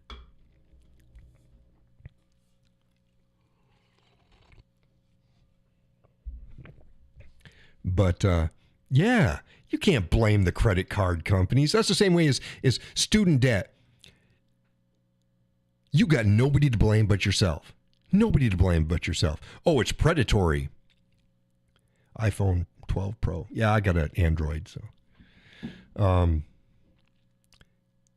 You chose it is the same people that you think that are, oh, these people are so smart and strong and they know fucking everything in life until they make a mistake and then they blame everybody else. No, young people are stupid. Young people are stupid. Yeah, they're just ignorant. They don't know, and they don't think. The part of their brain that thinks long term isn't developed yet. Why? Because back in the day, if you thought long term for a lot of stuff, you wouldn't do the stupid things you need to do to survive because life was hard. Well, now it's not. So you're going to choose a stupid fucking major at a stupid university that people don't realize. You know, when you go to a job, for most jobs, and they go, oh, I need a X, Y, or Z. I need an associate or a bachelor's degree. You know, in most cases, it doesn't matter whether you got it from Harvard, Yale, or the community college down the road. Doesn't matter. Just doesn't matter. So why are you spending more on it and getting the same exact learning, the same sheepskin, at 5 times the price? That's stupid. And why would you get a degree that is worthless in today's society just to have a degree? That's stupid. But nobody twisted your arms. Oh, it's predatory lending. No. They get government out of it. Number one, get government out of it. And most of those loans wouldn't be approved. They would go, what's the university? What's the degree? How much are they asking for this? Okay. What is the starting salary? That's what always gets me too. Oh, I got a job and it's going to pay me $600,000. Yeah, 10 years down the road. You're not going to get out of college and start working $600,000 for most things. It ain't happening. You got to be a CEO. That's 10 to 20 years down the road. You're going to be making jack shit. The jobs that pay good out the gate are plumbers, electricians, the trades, welders. They make money. Oh, you want to make really good fucking money? Go be a roughneck. Go be a fisherman in Alaska. You know, where the season is short and hard as shit. Same way with the roughnecks. That's where the money is, right out the gate, but you're going to pay the price for it. Most degrees, yeah, they look at how much money you could make down the road and think that that's what they're going to do when they get their sheepskin. And they walk in, oh, yeah, I'm worth this much. No, you're not. You're worth $15 an hour. But I'm supposed to be worth $350,000. You're worth $15 an hour.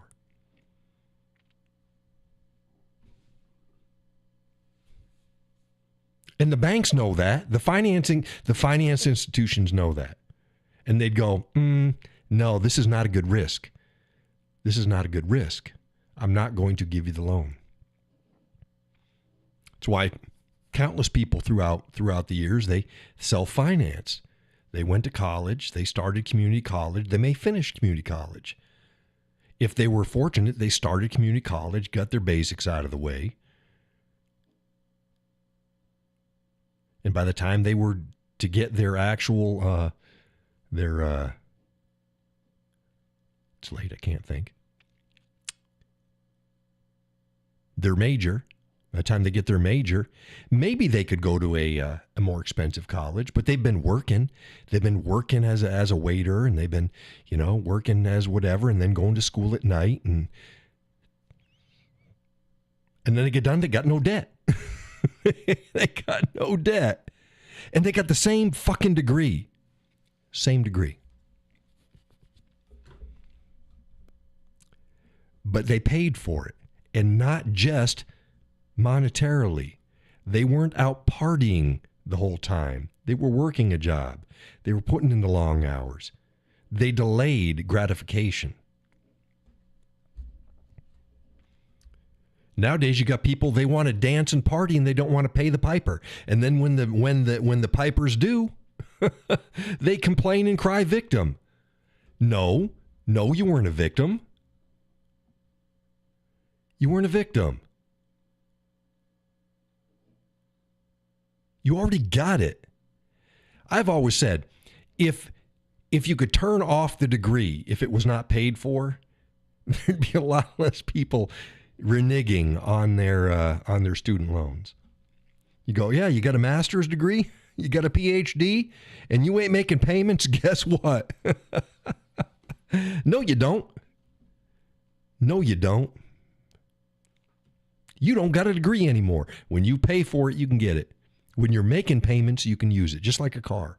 When you're making payments, you can use it. Just like a house. When you're making payments, you can live there. Stop making fucking payments. We're gonna collect on that shit.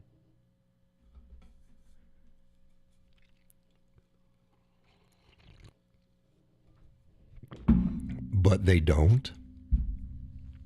They don't.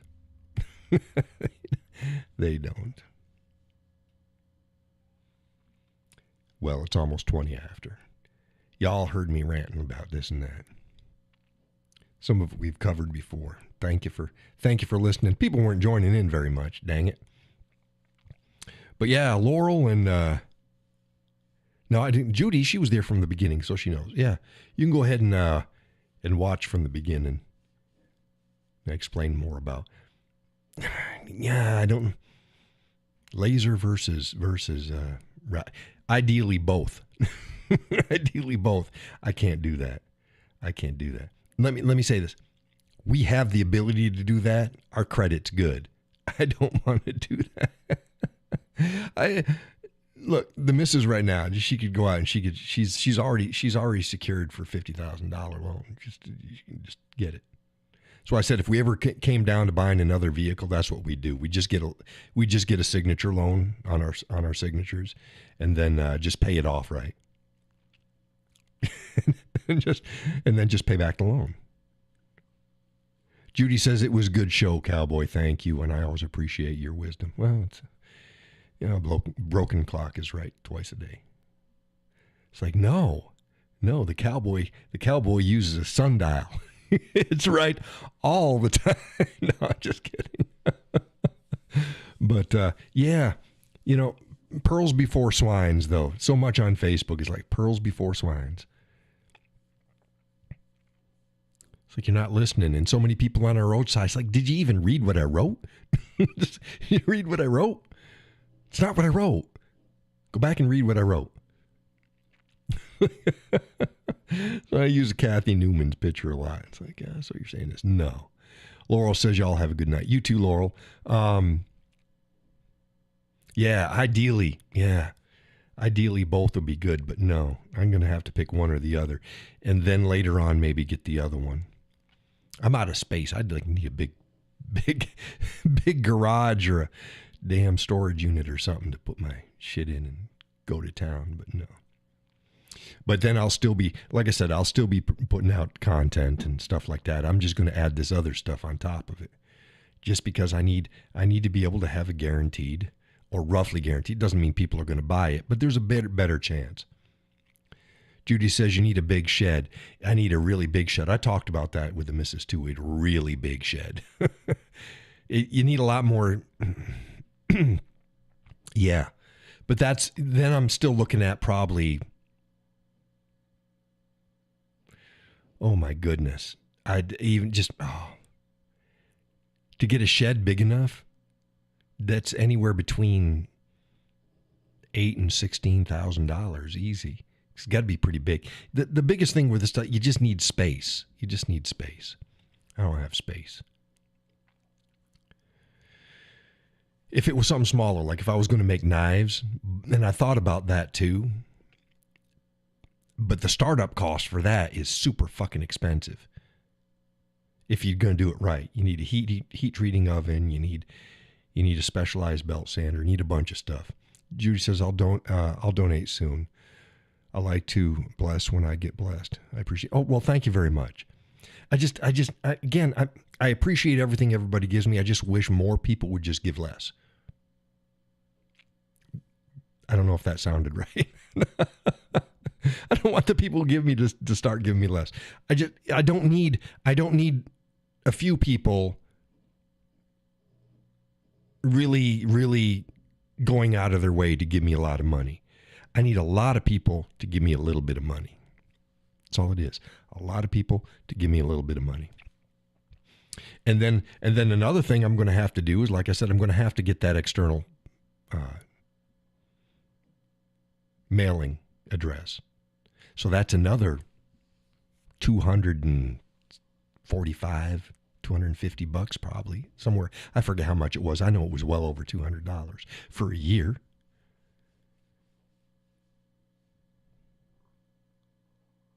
Because if I mail shit out, I've got to have a place where a return address and stuff like that. And I ain't giving my address here. Fuck that. But yeah, we'll get it sorted out. Which one? Which one? Again, they both have their advantages. The laser engraver definitely it allows for a lot of smaller stuff to be more intricate and more detailed. That it does.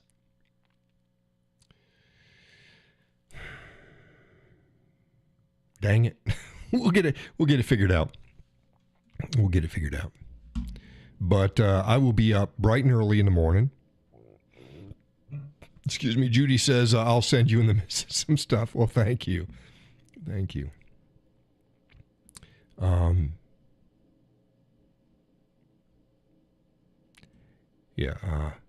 Facebook, The Whiskey Cowboy. Go take a look. Folks, read the articles. Dang it. Read them all. Like, share, follow. And with that, the next show is New Year's Eve. That's on Wednesday. We're still going to have a New Year's Eve show. We're going to be on. So I'll see you there. And again, bright and early tomorrow. With that, God bless and take care.